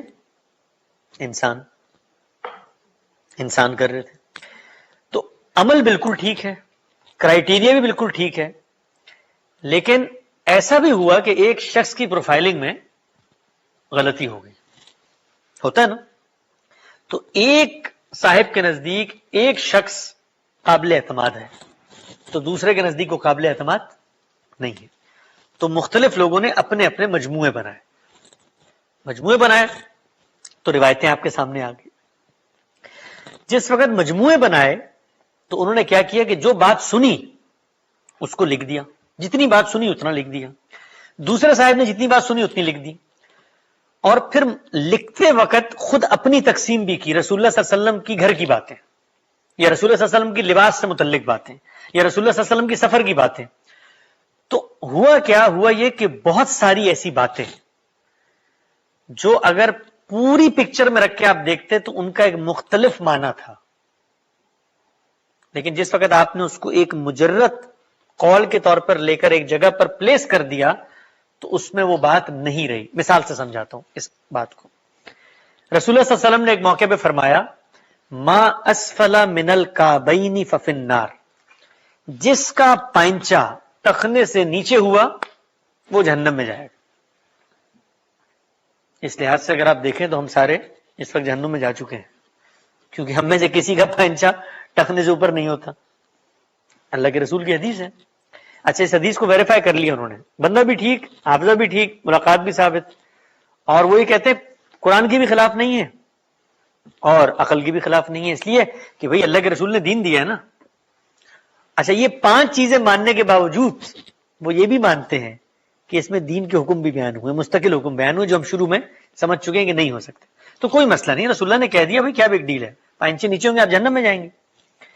تو اس پر پہلا سوال یہ پیدا ہوتا ہے کہ بھائی یہ بات تو قرآن مجید کے خلاف ہے، اس لیے کہ جنت اور جہنم میں جانے کا کرائیٹیریا بیان ہوا ہے. ایک آدمی اللہ پر ایمان رکھتا ہے، اللہ کے رسول کو مانتا ہے، نماز روزہ حج زکات کرتا ہے، سب کچھ نیک عمل صالح کرتا ہے، وہ بھائی پائنچا اس کا نیچے ہو گیا تو وہ جہنم میں جائے گا. کس اصول پر؟ کون سا اخلاقی عقلی علمی اصول ہے؟ تو اب یہ بات کھڑک پیدا کرتی ہے. اب اگر آپ ہسٹری میں جا کر وہی بات تلاش کریں، خود سے کچھ نہیں کرنا، آپ نے کتاب میں لکھا ہوا ہے، کتاب میں پوری بات ایک جگہ پہ لکھی ہوئی ہے، آدھی بات ایک جگہ پہ لکھی ہے، آپ نے اس کو جمع کیا، کلیکٹ کیا، تو کلیکٹ کیا تو پتا چلا کہ وہ بات تو بالکل ہی کچھ اور ہے. عرب کے اندر جو متکبرین، جو پراؤڈ اور وینٹی رکھنے والے لوگ ہوتے تھے، وہ ایسے کپڑے پہنتے تھے، کپڑا ویسی نایاب تھا، جو جب چل رہے ہوں تو زمین پر، آپ نے دیکھا ہوگا پنجاب کے دیہاتوں میں بھی وہ جو اوباش سے لوگ ہوتے ہیں، وہ چادریں وادریں لپیٹ کے اور کپڑے ان کے زمین پہ لٹکتے ہوئے جا رہے ہیں اور یوں وہ زمین پہ اکڑ کے چل رہے ہیں، ان کو کہتے ہیں خیلا، متکبرین. ایک خارج میں ایک چیز ایگزسٹ کرتی ہے. تو رسول اللہ صلی اللہ علیہ وسلم نے ایک موقع پہ ان کے بارے میں کہا کہ جن لوگوں نے پائنچے نیچے کیے خیلا ان، ایک دوسری روایت میں معلوم ہو گیا ہمیں، اسی موقع پہ ایک دوسرے آدمی وہ بات بتا رہے ہیں کہ رسول اللہ نے کہا جس نے تکبر کی نیت سے وہ پائنچے نیچے کیے وہ جہنم میں جائے گا. اب بات بالکل ٹھیک ہو گئی، کیونکہ تکبر ایک ایسی چیز ہے کہ جو آپ کو جنت میں جانے سے روک سکتا ہے. دین کا اصول پورا ہو گیا. اسی روایت میں آتا ہے کہ سیدنا ابوبکر سامنے بیٹھے تھے، انہوں نے کہا یا رسول اللہ میری جو یہ تہبند ہے یہ ٹھہرتی نہیں ہے. تھوڑا وزن ان کا اس طرح کا تھا کہ وہ تہبند نیچے چلی جاتی تھی. تو رسول اللہ نے کہا معاذ اللہ، اللہ معاف کرے، آپ کو تکبر کرنے والوں میں سے تھوڑی ہیں. تو جب یہ پوری بات آپ نے سمجھی تو اس سے کیا سینس ڈیولپ ہوا؟ ایک بالکل مختلف. تو اس سے ایسنس کیا حاصل ہوا کہ اصل میں تکبر ایک ایسی چیز ہے، اس کی علامت ہے جس سے بچنا چاہیے. تو ممکن ہے آج کے دور میں تکبر کی علامت آئی فون 10 بن جائے، لوگ ملتے کسی کے سامنے بیٹھ کے اپنا فون رکھیں اور پراؤڈ اور وینٹی شو کرنا چاہیں. ممکن ہے پائنچے اوپر کرنا تکبر کی علامت بن جائے. ابھی ایک صاحب مجھے بتا رہے تھے کہ بھائی وہ وہاں پر جو پنجاب میں اب جو ہے وہ جو کوئی اس طرح کے اباش سے لوگ ہوتے ہیں وہ یوں کپڑے وپڑے اوپر چڑھا کے آ رہے ہوتے ہیں، تو اس صورت میں دین کی ہدایت یہ ہوگی کہ تم پائنچے نیچے کر کے چلو. تو پس منظر میں کیا بات تھی، نتیجہ کیا نکلا؟ یہ وہ روایات کا بنڈل ہے، بنڈل جس میں اگرچہ محدثین نے یہ کیٹیگرائز کر دیا ہے کہ بندے کیا تھے، کیونکہ بندوں کی پروفائلنگ تو اب ہم نہیں کر سکتے نا، کیونکہ ہم تو بندے تو مر گئے 1400 سال پہلے، 1200 سال پہلے، 1300 سال پہلے، ہمیں کیا پتا وہ بندے کہاں تھے؟ ان کی پروفائلنگ موجود ہے ہمارے پاس، وہ انہوں نے کر دی اور اپنے لحاظ سے روایتیں بھی ڈال دی۔ اب وہ روایتیں جو ہیں وہ مور دین 70,000، کتنی ہیں؟ 70,000 سے زائد۔ اب وہ جو 70,000 سے زائد روایات ہیں، آپ نے ان کو قرآن کی روشنی میں سمجھنا ہے، اور سمجھنے کے بعد آپ نے کیا کرنا ہے؟ آپ نے وہ جو اصل واقعہ ہے، جو اصل بات تھی، اس کو تلاش کرنا ہے۔ تو دیکھیں میں نے یہاں پر 3 چیزیں لکھی ہیں۔ حدیث پر جو ہم کام کر رہے ہیں اس کی ضرورت کیوں محسوس ہوئی، وجہ کیا ہے اس کی؟ پہلا یہ کہ حدیث رسول اللہ سے منسوب وہ باتیں ہیں جو لوگوں نے اپنے فہم کے مطابق منتقل کر دی ہیں۔ دوسری، رپورٹنگ کے سارے عمل میں بہت ساری ایسی باتیں ہیں جو پس منظر، اطلاق، توضیحات کے بغیر منتقل ہوئی ہیں۔ اور تیسری، ان باتوں کی غلط تشریحات نے دینی فکر پر، لوگوں کا جو مذہبی نالج ہے اس پر بہت نیگیٹو اثرات ڈالے۔ مطلب اگر آپ اس بات کو نہ سمجھیں کہ پائنچے نیچے کرنے سے جہنم میں آدمی چلا جاتا ہے، تو اب آپ پوری زندگی یہی تصور لے کے جئیں گے نا، اسی کی تبلیغ کریں گے، تو اس سے جو مذہب، تو آپ کا مذہب کیا ہوا؟ آپ کا مذہب کسی علم اور عقل کی دلیل پہ نہیں کھڑا ہوگا۔ اگر آپ اس بات کو لوگوں کو بیان کرتے ہیں، تمہاری نماز نہیں ہوگی اگر تمہارے پائنچے نیچے ہوئے، بھائی اس کی کیا وجہ نماز نہیں ہوگی؟ تو یہ وہ وجہ ہے جس وجہ سے اس پورے کام کو ری انٹرپریٹ کرنے کی ضرورت محسوس ہوئی۔ جب یہ ضرورت محسوس ہوئی تو پہلے یہ کہ ضرورت جو محسوس ہوئی اس کی چند نمایاں مثالیں میں آپ کو بتا دیتا ہوں۔ ایک مثال میں نے ابھی بیان کی، ایک اور مثال، رسول اللہ صلی اللہ علیہ وسلم نے بعض موقعوں پر مشرکانہ تصویریں بنانے سے منع کیا۔ کل ہم نے یہ جانا تھا کہ شرک ایک ان ایتھیکل ایکٹ ہے۔ کیوں؟ شرک جھوٹ ہے۔ میں اپنے بارے میں جھوٹ برداشت نہیں کرتا تو خالق کے بارے میں کیسے برداشت کر سکتا ہوں؟ خالق یہ کہتا ہے کہ میرے بارے میں بات کر رہے ہو اور میں نے نہیں بتائی، جھوٹ بول رہے ہو میرے بارے میں نے تو نہیں کہا کہ فلاں میرا سب آرڈینیٹ ہے، میں نے تو نہیں کہا فلاں بدھ سے مانگو تو میں تمہیں دوں گا، میرے بارے میں جھوٹ کیوں بول رہے ہو؟ تو رسول اللہ صلی اللہ علیہ وسلم نے لوگوں کو یاد دہانی کرائی، جھوٹ مت بولو خدا کے بارے میں۔ اور یہ جن لوگوں کو تم نے معبود بنایا ہوا ہے، جن کو تم پوچھتے ہو، لوگ کیا کرتے تھے کہ ان کے بت بناتے تھے۔ جس وقت بت، ہری بات بنانا ہے، کہیں رکھنا ہے، جب گھروں میں جاتے تھے دیواروں پہ تصویریں بنا لیتے تھے، ان تصویروں کو سجدے کرتے تھے، ان کو پوچھتے تھے، ان سے مانگتے تھے، ان کو خدا کا ساجی اور مددگار سمجھتے تھے۔ تو رسول اللہ نے کہا کہ بھائی جو جھوٹ تم بول رہے ہو تو یہ جھوٹ کا کام بند کرو اور یہ تصویریں بنانا بھی بند کرو۔ اب ہوا کیا کہ جب یہ بات ایک آدمی نے سنی، اس نے آگے منتقل کی، تو جن صاحب نے اس سے وہ بات لی، اس کو لیتے ہوئے انہوں نے شرک کا لفظ ان کے پاس نہیں پہنچا۔ تو اب کیا فرق واقع ہوا کہ تصویر حرام ہو۔ ہندوستان پاکستان میں یہ سنتے رہے نا پوری زندگی تصویر حرام ہے، تو امریکہ آگے کھنچوانی شروع کی ہوگی، یا وہاں بھی کھنچواتے ہوں گے مولوی صاحب کو بغیر بتائے، ورنہ تصویر تو حرام ہی تھی، بچپن سے ہی سونا بھی تصویر حرام ہے۔ آج بھی آپ کسی عالم کے پاس جائیں، اس سے پوچھیں کہ تصویر کے بارے میں کیا رائے ہے، کہتا ہے حرام ہے۔ تو کہیں جی پھر آپ کیا کرتے ہیں؟ تو کہنے لگے نہیں مجبوری ہے نا بھائی، مجبوری میں کھنچواتے ہیں۔ تو مطلب یہ ہوا کہ تصویر حرام ہے، یہ دین کا پرسیپشن ہے جو قائم ہو گیا۔ حرام حلال کے بارے میں اللہ تعالیٰ نے پوری تفصیل بتا دی، کوئی چیز حرام کیسے ہوتی ہے۔ بھئی حرام مطلب ہم کسی تباہم پرستانہ مذہب میں تھوڑی ہیں کہ اس میں ہمارے اوتار نے کہا یہ حرام ہے تو ہم اس کو حرام مان لیں، یا ہم کوئی فنگ شوئی کے ماننے والے تھوڑی ہیں کہ انہوں نے کہا کہ گھر کے دائیں پہلو پہ اگر واٹر فیچر رکھو گے تو دولت ملنا شروع ہو جائے گی۔ کوئی ریزن ہونا چاہیے نا۔ تو تصویر کی حرمت کے کیا اخلاقی ریزن ہے؟ کوئی ریزن ہی نہیں ہے۔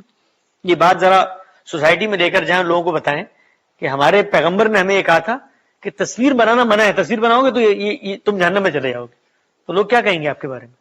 بھائی مطلب کوئی علم کی بات کرو، کوئی عقل کی بات کرو، کوئی چیز حرام ہوتی ہے تو اس کے پیچھے کوئی ریزن ہوتا ہے، کوئی لاجک ہوتی ہے، کیسے حرام ہو گئی؟ تو اب کیا نتیجہ نکلا؟ تصویر حرام ہے، ایک پہلی مثال۔ دوسری مثال، رسول اللہ صلی اللہ علیہ وسلم نے کئی موقعوں پر یہود اور نصارہ، جوز اور کرسچن کو مخاطب کر کے یہ کہا کہ ان سے قطع تعلق کر دو، ان سے دوستی نہیں کرنی، ان سے دور ہو جاؤ، دور ہو جاؤ، اور ان کی مشابہت بھی اختیار نہ کرو۔ اکثر آپ نے مسجدوں میں سنا ہوگا کہ کفار کی مشابہت نہیں اختیار کرنی چاہیے۔ من تشبہ بقوم فہو منہم، رسول اللہ صلی اللہ علیہ وسلم نے فرمایا جو جس قوم کی مشابہت اختیار کرے گا قیامت میں انہی کے ساتھ اٹھے گا، لہذا کفار کی مشابہت ہمیں اختیار نہیں کرنی۔ تو نتیجہ کیا نکلا؟ نتیجہ یہ نکلا کہ پینٹ نہیں پہننی، نتیجہ یہ نکلا کہ کفار اگر برتھ ڈے مناتے ہیں آپ نے نہیں منانی، کیونکہ ان کی مشابہت ہو جائے گی نا۔ مشابہت کا مطلب سملیرٹیز، تو جو کچھ وہ کر رہے ہیں وہ تم نے نہیں کرنا، یہ بہت ساری روایتوں میں بیان ہوا ہے۔ تو اس کا نتیجہ کیا نکلا کہ آپ اس دنیا کے اندر کسی نان مسلم سے دوستی کر کے نہیں جی سکتے، اور یہی بات کتابوں میں نقل ہوئی۔ لیکن پوری بات کو سمجھیں، انہی کتابوں میں موجود، جو ایک آدمی مطلب اس مجلس سے آپ اٹھ کے جائیں، 20 لوگ ہیں نا، اور میری بات بیان کریں، تو آپ سوچیں کہ ایک آدمی آپ سب کو جمع کرے اور سب سے پوچھیں تو اس کو زیادہ نالج ملے گی کہ نہیں ملے گی؟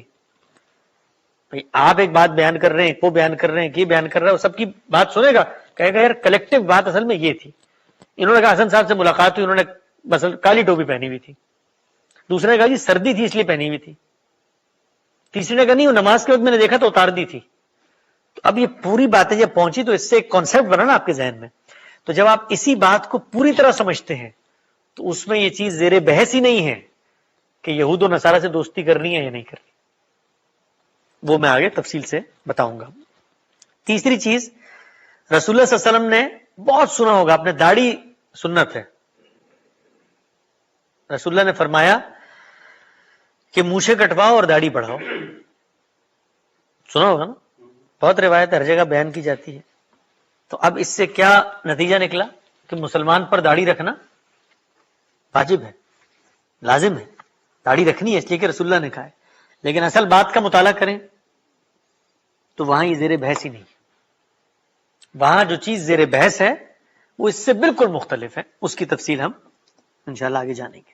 تو یہ وہ وجوہات ہیں، یعنی یہ وہ چیزیں ہیں جس سے غلط نتیجے نکلتے تھے، تو ابھی ضرورت محسوس ہوئی کہ بھائی اس پہ غور تو کرو، ری انٹرپریٹ کرو، سمجھو کیا بات تھی، ہسٹری میں جاؤ تاکہ ہمیں پتہ چلے کہ یہ بات جو بیان کی جا رہی ہے تو دین کے بھی خلاف ہے، علم کے بھی خلاف ہے، عقل کے بھی خلاف ہے، اس کو مانا کیسے جا سکتا ہے۔ تو اس کے نتیجے میں پورے حدیث کے ذخیرے پر غور اور فکر کا کام جو ہے وہ شروع کیا۔ ہدف کیا تھا، مقصد کیا تھا؟ بہت سادہ، 3، رسول اللہ سے منسوب کسی واقعے کی تمام رپورٹنگز کو جمع کیا جائے۔ دوسرا، ان باتوں کا اصل موقع و محل، یعنی جس موقع پر وہ بات کی گئی ہے، اطلاقات کس کے بارے میں کی گئی ہے، کون زیر بحث ہے، یہ واضح ہو جائیں۔ اور تیسرا، قرآن مجید اور سنت متواترہ، سنت جو دین کا ٹریڈیشن ہے، اس کی روشنی میں، کیونکہ وہ ہے دین، وہ ہے جس سے منتقل ہوئی ہے بات، ان ہسٹوریکل رپورٹنگز کا بھی جائزہ لیا جائے۔ میں نے غامدی صاحب سے منسوب ایک بات کی ہے تو آپ کیا کریں گے؟ ان کی کتاب میزان کی روشنی میں میری بات کو سمجھیں گے، یہی کریں گے نا۔ تو ہم نے بھی یہی کہا کہ اس پورے ذخیرے کو پہلے ہسٹری میں جا کر جمع کرو۔ مطلب ایک صحابی سے ہمیں بات ملی کہ رسول اللہ نے فتح مکہ کے موقع پر خطبہ دیتے ہوئے یہ بات کہی تھی۔ تو اب پہلا کام یہ ہے کہ ہم جا کر دیکھیں پیچھے ہسٹری میں کہ کیا کوئی اور بات بھی بتا رہا ہے، آدمی بتا رہا ہے کہ اس موقع پہ وہ تھا تو اس نے کیا کہا ہے، اس کو بھی اس میں شامل کرو، جمع کرو۔ تو جب پورا واقعہ آپ جمع کرتے ہیں تو آپ کو ایک پس منظر، کانٹیکسٹ، اطلاق، مخاطب، سب چیزیں معلوم ہو جاتی ہیں۔ تو غامدی صاحب نے حدیث پر غور کے کچھ اصول بتائے، جو اصول میں نے آپ لوگوں کے سامنے بیان کیے۔ اس کو بتانے کے بعد انہوں نے اس کام پر، اس کو ریسرچ کا اس پر آغاز کیا، اور یہ 2016 میں آغاز ہوا۔ جب آغاز کیا تو یہ تفصیلی چیزیں ہیں، کچھ علم کی چیزیں ہیں کہ تحقیق کا فریم ورک کیا ہے۔ آغاز کرنے کے لیے ضروری تھا کہ اتنا بڑا ریسرچ مٹیریل ہے، اس کو ایکسس کیسے کیا جائے۔ یعنی آپ خود سوچیں، آپ ایک آرٹیکل لکھتے ہیں آج کل یونیورسٹیوں میں، تو اس کے لیے آپ کو مینڈلے کو بھی دیکھنا پڑتا ہے، اس کے لیے اینڈ نوٹ کو بھی ڈالنا پڑتا ہے، اس کے لیے academia.edu سے جرنل کی سبسکرپشن ہی لینی پڑتی ہے، اس پر دنیا میں کہاں کام، یہ سارا کام آرٹیفیشل انٹیلیجنس کے طور پہ ہو رہا ہوتا ہے۔ مطلب آپ سرچیبل ہے چیز، تو آپ گوگل پہ لکھتے ہیں تو پتہ چل جاتا ہے کتنی، لیکن 70,000 روایتیں 1400 کتابوں میں موجود ہیں. تو ایک روایت کو ڈھونڈتے ہوئے آپ کی آدھی زندگی گزر جائے گی اگر یہ مینول کام کیا جائے. مثلا یہی جو میں نے ابھی آپ کو بات بتائی کہ پوری بات تھی کہ ٹخنوں سے اوپر یوں ہونا چاہیے, تو اس کو ڈھونڈتے ہوئے 10 سال گزر جائیں گے, آپ کو 1400 کتابیں پڑھنی پڑیں گی. تو ہوا کیا, اللہ کے کرم سے اور لوگوں کی توجہ سے کچھ سافٹ ویئر ڈیولپ ہو گئے, اور اس میں گورنمنٹس نے بڑا کام کیا, خصوصاً عرب گورنمنٹس نے, قطر کی گورنمنٹ نے, سعودی عرب کی گورنمنٹ نے. تو انہوں نے کیا کیا کہ جتنا مٹیریل موجود تھا اس سب کو سرچیبل بنا دیا, سافٹ ویئر میں ڈال دیا, اور اس کی کیٹیگرائزیشن کر دی. مثلا اس کا جو نریشن کی چین ہے اس کے میپس بنا دیے, ان کا سارا ڈیٹا جو ان پر پروفائلنگ ہوئی تھی وہ سب کچھ موجود ہے. تو آپ ایک روایت پہ کلک کرتے ہیں تو وہ روایت میں جو الفاظ ہیں وہ جہاں جہاں جس جس کتاب میں آئے وہ سب ایک جگہ جمع ہو جاتے ہیں. اس کو کون کون لوگ بیان کر رہے ہیں, کس کس عہد میں بیان کر رہے ہیں, کون سی جگہ کا وہ واقعہ ہے, اس کی پروفائلنگ ہو جاتی ہے. تو اس سے اس ڈیٹا کو ایکسس کرنے میں مدد ملی. لیکن اس کے باوجود بسا اوقات آپ کو کوئی کلیو نہیں مل رہا. ایک بات بیان کی ہے, اسی موقع کی بات دوسرے الفاظ میں بیان کر دی ہے, یا بات تو بالکل بیان کی ہے, پتہ چل گیا ہے, پھر بھی سمجھ میں نہیں آ رہی. اس کی میں مثال دیتا ہوں. تو جب یہ ڈیٹا سامنے آ گیا تو اس پر پھر کام کا آغاز کیا گیا, کیونکہ چیزیں ریسرچ میتھڈالوجی کے جو جدید اصول ہیں ان کے مطابق کمپائلیشن کے مرحلے میں آ گئے. تو ان سافٹ ویئرز کو ہم نے لیا اور ان سافٹ ویئرز کی مدد سے اس پر تحقیق کا آغاز کیا. اور تحقیق کا آغاز کرتے ہوئے اب تک تقریباً, یہ تھوڑی سی پرانی ہے, تو اب تک 23,000 سے زیادہ نریشنز کو جمع کیا, سمجھا, غور کیا, پس منظر کو دیکھا. تو معلوم یہ ہوا کہ کل 150 واقعات ہیں جو بیان کیے جا رہے ہیں. کل 150 واقعات ہیں, 150. یعنی ایک موقع کی بات ہے جس کو 23,000 مطلب 150 واقعات ہیں کہ جن کو 23,000 لوگوں نے بیان کیا ہے. ایک نے اس سے بیان کیا, اس نے اس سے بیان کیا, اس نے اس سے بیان کیا, اس نے کتاب میں لکھ لیا. اسی واقعے کو ایک دوسرے شخص نے بیان کیا, اس نے بیان کیا, اس نے بیان کیا, اس نے لکھ دیا. مختلف لوگ بیان کر رہے ہیں. لیکن جب آپ ان کو کلیکٹ کرتے ہیں, ان پہ غور کرتے ہیں, دیکھتے ہیں کہ کون سے کریکٹر زیر بحث ہے, کس جگہ بات ہو رہی ہے, تو معلوم ہوتا ہے واقعہ تو ایک ہی ہے. تو اس کی پھر میں آپ کو آگے مثال دیتا ہوں کہ اس سے پھر کیسے پتا چلتا ہے اور کیا فرق واقع ہوتا ہے کہ اگر ایک ہی واقعہ ہے تو پھر اصل بات کیا تھی. تو ایک کلاسیکل مثال, پہلی مثال یہ آپ کے سامنے اس وقت آپ کو نظر آ رہی ہے. سمعت رسول اللہ صلی اللہ علیہ وسلم یقول لیس منا من لم یتغن بالقرآن. رسول اللہ صلی اللہ علیہ وسلم نے فرمایا وہ ہم میں سے نہیں ہے جس نے قرآن کو سر کے ساتھ نہیں پڑھا. آپ میں سے, ہم میں سے کتنے لوگ سر کے ساتھ قرآن پڑھتے ہیں؟ میں تو نہیں پڑھتا. آپ پڑھتے ہیں؟ یعنی سر کا تعلق انسان کی صلاحیت سے ہے. بھائی اگر اس کی آواز اچھی ہوگی, اس کو کچھ شوق ہوگا, کچھ اس کے اندر لہن ہوگی, وہ کچھ ترنم کے ساتھ گا سکتا ہوگا, تبھی گائے گا نا. مطلب لہن کے ساتھ قرآن پڑھے گا, جس طرح ہم نمازوں میں اپنے علماء کی سنتے ہیں. تو اس کا تعلق تو صلاحیت سے ہے. اور دوسرا ہم میں سے نہیں ہوگا. بھائی اللہ کا دین قرآن میں موجود ہے, قرآن میں ہم میں سے ہونے کا جو کرائٹیریا بیان ہوا ہے وہ تو یہ نہیں ہے. وہ تو یہ اللہ کو مانو, نیک اعمال کرو, آخرت پر ایمان رکھو. قرآن نہ پڑھنا سر سے, اس سے آپ مسلمان نہیں رہیں گے, یا مسلمانوں کی کمیونٹی سے آپ کا تعلق نہیں رہے گا. یا رسول اللہ کہتے ہیں وہ ہم میں سے نہیں ہے. یہ بات کوئی عقل میں آتی, سمجھ میں آتی؟ نہیں آتی. لیس منا من لم یتغن بالقرآن, جو قرآن کو غنا سے نہیں پڑھتا. تو اس کو علماء نے سمجھا اور بیان کر دیا. تو لوگوں نے علماء سے پوچھا کہ بھائی اگر مطلب یہ تو مشکل کام ہے, یہ بتا آپ کیا بات کر رہے ہیں کہ ایک شخص کو آتا ہی نہیں ہے, آواز ہی نہیں ہے, تو وہ کیسے پڑھے گا؟ تو انہوں نے کہا نہیں ہے تو سیکھو. تو اب کیا ہوا کہ آپ پر غنا سے پڑھنا, غنا کو سیکھنا لازم ہو گیا. ایک طرف موسیقی حرام ہو گئی, دوسری طرف آواز اور سر کو ٹھیک کرنا اور اس کے مطابق قرآن پڑھنا لازم ہو گیا. تو یہ علماء کی انڈرسٹینڈنگ تھی. ہم نے جب اس روایت کو پڑھا اور اس انٹینشن کے ساتھ پڑھا کہ یہ تو دین کے بھی مجموعی مزاج اور اس کے اسٹرکچر کے خلاف ہے، سمجھ میں نہیں آتی. تو پہلے بات جمع کرتے ہیں، اصل بات کیا تھی بھائی، کس موقع پر کہی، کون بیان کر رہا ہے. تو اب یہ دیکھیے ہوا کیا کہ اس نریشن کو ہم نے ڈھونڈا، اس کو ایک آدمی نے بیان کیا، مسلم میں آ گئی مثال کے طور پہ وہ روایت، یا بخاری میں آ گئی. تو اب ہم نے یہ دیکھا کہ یہی بات، ایگزیکٹ یہی بات اور کون بیان کر رہا ہے. تو معلوم ہوا ایک اور روایت بھی ہے اسی موقع کی، ایک اور صاحب بھی بیان کر رہے ہیں، اور وہ یہ کہتے ہیں، اب یہ روایت میں پڑھتا ہوں، عبداللہ بن ابئی، نہیں یہ ان سے عبداللہ بن نہیک سے مروی ہے. وہ کہتے ہیں کہ سعد بن ابی وقاص رضی اللہ عنہ سے بازار میں ملاقات ہوئی. کہاں ملاقات ہوئی؟ پچھلی روایت میں بازار کا کوئی ذکر تھا، یہ پچھلی روایت. رسول اللہ نے فرمایا لیس منا من لم یتغنى بالقرآن، وہ ہم میں سے نہیں جو غنا سے قرآن نہ پڑھے. یہاں ایک کیا اضافی معلومات بیان ہوئی؟ بازار میں ملاقات ہوئی. انہوں نے مجھے دیکھتے ہی کہا تم لوگ کمائی کرنے والے تاجر بن گئے ہو. بازار میں صحابی نے کھڑے ہو کر دکانداروں سے کہا کہ تم لوگ صرف بس اسی میں لگے رہتے ہو، تجارت ہی کرتے رہتے ہو، کمائی کرنے والے تاجر بن گئے ہو.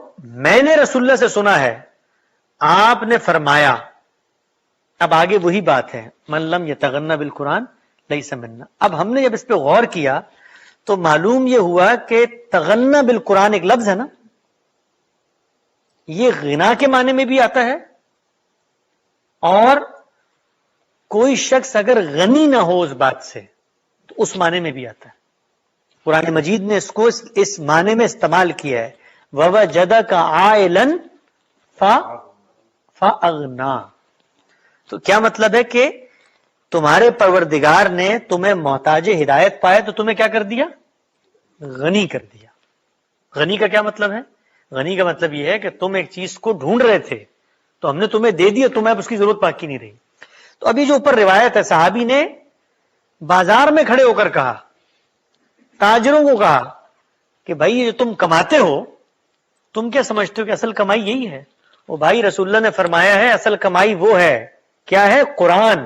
جس کو قرآن ملا اور وہ اس کو ملنے کے بعد ہدایت کے معاملے میں غنی نہیں ہوا، وہ ہم میں سے نہیں. تو اب یہ بات بازار میں کھڑے ہو کے تاجروں کو کہی جا رہی ہے جو کمائی میں لگے ہوئے ہیں، کہ بھائی کمائی صرف یہ نہیں ہے، وہ جو قرآن کی ہدایت ہے، تم سمجھتے ہو کہ کما کر غنی ہو گئے ہو.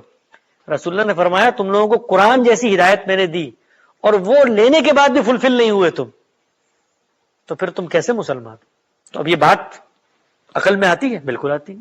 سمجھ میں آتی ہے؟ بالکل آتی ہے. قرآن کے مطابق ہے؟ بالکل مطابق ہے. کتنی گہری بات اس کے اندر پوشیدہ ہے. آج کے مسلمانوں کو اگر کہا جائے کہ بھائی تم مسلمان ہو اور مسلمان ہونے کے باوجود قرآن نہیں پڑھا تو کیا فائدہ؟ قرآن سے بہرایاب نہیں ہوئے تو کیا فائدہ؟ قرآن ملا اور پھر بھی غنی نہ ہوئے ہدایت کے معاملے میں تو کیا فائدہ؟ تو کتنی مبنی پر موقع بات ہے. تو یہ بات تھی جس کو غلط انڈرسٹینڈ کیا گیا، تو اس کا کیا نتیجہ نکلا. آخری مثال، اس کے بعد پھر گفتگو کا خاتمہ کریں گے، اور آپ سوالات کرنا چاہیں تو سوال کر سکتے ہیں. بہت مشہور روایت ہے یہ، اور اس روایت کو اگر آپ دیکھیں تو بہت غیر مسلم جو ہیں وہ پوچھتے بھی ہیں مسلمانوں سے اس کے بارے میں. رسول اللہ نے فرمایا لا يموت رجل مسلم الا ادخل اللہ مکانہ النار یہودیا او نصرانیا. رسول اللہ نے فرمایا ہر مسلمان جو دنیا سے رخصت ہوتا ہے تو اللہ اس کی جگہ ایک یہودی یا ایک نصرانی کو جہنم میں ڈال دیتے ہیں. سمجھ میں آتی؟ بھائی اللہ میاں نے اگر جہنم میں ڈالنا ہی ہے تو اس مسلمان کو ڈالیں جس نے غلطی کی ہے، اس کی جگہ بیچارے یہودی کا کیا قصور ہے، اس کی جگہ اس کو ڈال دیتے ہیں. اچھا قرآن مجید نے پورا کرائٹیریا بتایا ہے کہ جنت میں جانے کا کرائٹیریا کیا ہے، تو وہ یہودی بیچارہ اس چکر میں کیوں جا رہا ہے جہنم میں کہ مسلمان مر گیا تو بدلہ میں اس کی جگہ یہودی کو جہنم میں ڈال دیں گے. روایت کہاں کی ہے؟ صحیح مسلم. آتی نا واٹس ایپ پہ لکھا ہوتا ہے آخر میں صحیح مسلم، مسند احمد، صحیح ترمذی، سنن ابن ماجہ، سنن نسائی، لکھا ہوتا ہے نا سنن مسند تیالسی، مسند ابو داؤد اور مصنف ابن ابی شیبہ، مصنف عبد الرزاق، سب نام لکھے ہوتے ہیں اس میں. تو یہ سب نام لکھنے سے وہ بات سمجھ میں نہیں آ جاتی، اس بات کے کانٹیکسٹ کو سمجھنا ہوتا ہے. اب یہ کیا بات ہے بھائی، کیا بات کر دی رسول اللہ صلی اللہ علیہ وسلم نے؟ نہ عقل میں آتی، نہ قرآن میں، نہ کسی استدلال میں. آپ ذرا غیر مسلموں کو دعوت پیش کرتے ہیں، ان کو دعوت پیش کرتے ہوئے بتائیں ہمارے رسول نے آپ لوگوں کے بارے میں فرمایا ہے کہ جب ہم مریں گے نا تو ہماری جگہ آپ کو جہنم میں ڈال دیں گے. تو اس حدیث کو پڑھنے کے بعد جو تصور ذہن میں بنتا ہے وہ یہ کہ جنت صرف مسلمانوں کے لیے ہے اور یہود اور نصارہ نے جلنا ہے اس میں. لیکن اب ہم نے کیا کیا؟ ہم نے یہ کیا کہ یہ بات ایک صاحب نے بیان کی، ٹھیک ہے جی، ہم نے دیکھا کہ یہ جو ٹکڑا ہے، یہ جو بات ہے، یہ کیا کسی اور نے بھی بیان کی ہے؟ ڈھونڈا، تلاش کیا، اور جس کو ہم کہتے ہیں نا تلاش کیا، تو یہ تو محض منہ سے نکل رہا ہے تلاش کیا. اس کا مطلب یہ ہوتا ہے کہ 70,000 روایتوں میں سے 1400 کتابوں میں سے آپ نے ہسٹری کے اندر جا کر ایک بات کو ڈھونڈنا ہے. تو آپ نے اس میں کیسے چیزوں کو اسکریچ کرنا ہوتا ہے، کیسے پتھر الٹنے ہوتے ہیں، کیسے چیزیں ڈھونڈنی ہوتی ہیں، وہ ایک کام ہے، اس کی پوری اپنی ایک میتھڈالوجی ہے. اور پھر آپ کو اس کو کوالیفائی کرنا ہوتا ہے کہ ایک موقع کی بات ہے، اس کے لیے اس چین آف نیریشن میں سے لوگوں کو ثابت ہونا چاہیے اس موقع پر وہ آدمی موجود تھا. یہ سب چیزیں ریسرچ کے اصول پہ ثابت ہونی چاہیے. تو ہم نے کیا کیا کہ اس روایت کو ڈھونڈنے کی کوشش کی. یار یہ کسی موقع پہ کہی تھی، اصل بات کیا ہے؟ اصل یہ نہیں ہو سکتی، پوری بات کیا ہے؟ پوری بات ڈھونڈتے ہیں. اچھا خود سے نہیں بناتے، ڈھونڈتے ہیں ہسٹری میں جا کر. خود سے ہم نے کچھ نہیں بنایا، نہ کہا کہ یار یہ اٹھا کے پھینک دو اس کو، ڈھونڈتے ہیں. تو جب ڈھونڈا تو اب آپ لوگ دیکھیے گا کہ ڈھونڈنے کے بعد کیا بات ملی، اصل بات کیا تھی اور کیا بات رہ گئی. اصل بات یہ تھی، چلیے اصل بات سے پہلے دو باتیں صرف سن لیں تاکہ اصل بات سمجھنے میں آسانی ہو. قرآن مجید میں ایک قانون بیان ہوا ہے جس کا میں نے کل ذکر کیا تھا. وہ قانون یہ ہے کہ جس وقت اللہ تعالیٰ دنیا میں رسولوں کو بھیجتا ہے، پیغمبر کو بھیجتا ہے، فطرت میں تو اس نے پہلے ہدایت کی ہوئی ہے ہمیں، لیکن پیغمبر کو بھیج کر وہ یاد دہانی کرواتا ہے. انسان ہے، کاموں میں لگا ہوتا ہے، بھول جاتا ہے، اللہ تعالیٰ پیغمبر کو بھیجتے ہیں، یاد کرواتے ہیں. ایک کام کرواتا ہے اللہ یاد کروانے کا، اور دوسرا کام اللہ تعالیٰ رسولوں کے ذریعے یہ کرواتا ہے کہ جو کچھ اس نے آخرت میں کرنا ہے اس کا ایک ریپلیکا، اس کا ایک ٹریلر، اس کی ایک شارٹ مووی دنیا میں دکھا دیتا.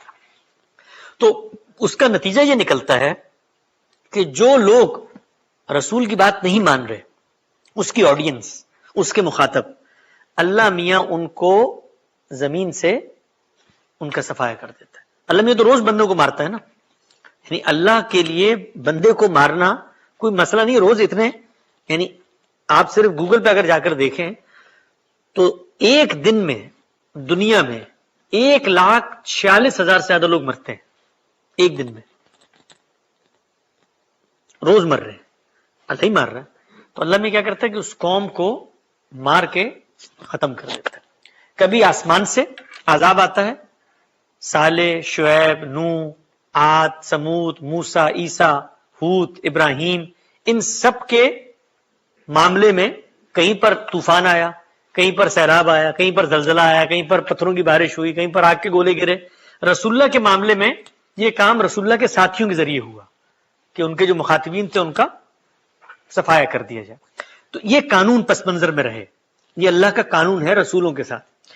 اسی قانون کو رسول اللہ نے بیان کیا، اور بیان کرنے کے بعد کیا کیا؟ اصل روایت کیا تھی؟ اصل روایت ہے ابو بردہ اپنے والد عبداللہ بن قیس رضی اللہ تعالیٰ عنہ سے روایت کرتے ہیں کہ رسول اللہ صلی اللہ علیہ وسلم نے فرمایا، یہ امت جس میں میری بعثت ہوئی ہے، یہ امت، کیا مراد؟ یہ امت مطلب یہ میری قوم، یہ بنی اسماعیل جن میں مجھے بھیجا گیا ہے، امتن مرحومہ، وہ امت ہے کہ اللہ نے اس پر بڑی رحمت کی ہے. اس پر عذاب انہی کے ہاتھوں سے آئے گا. یہ حدیث ہے.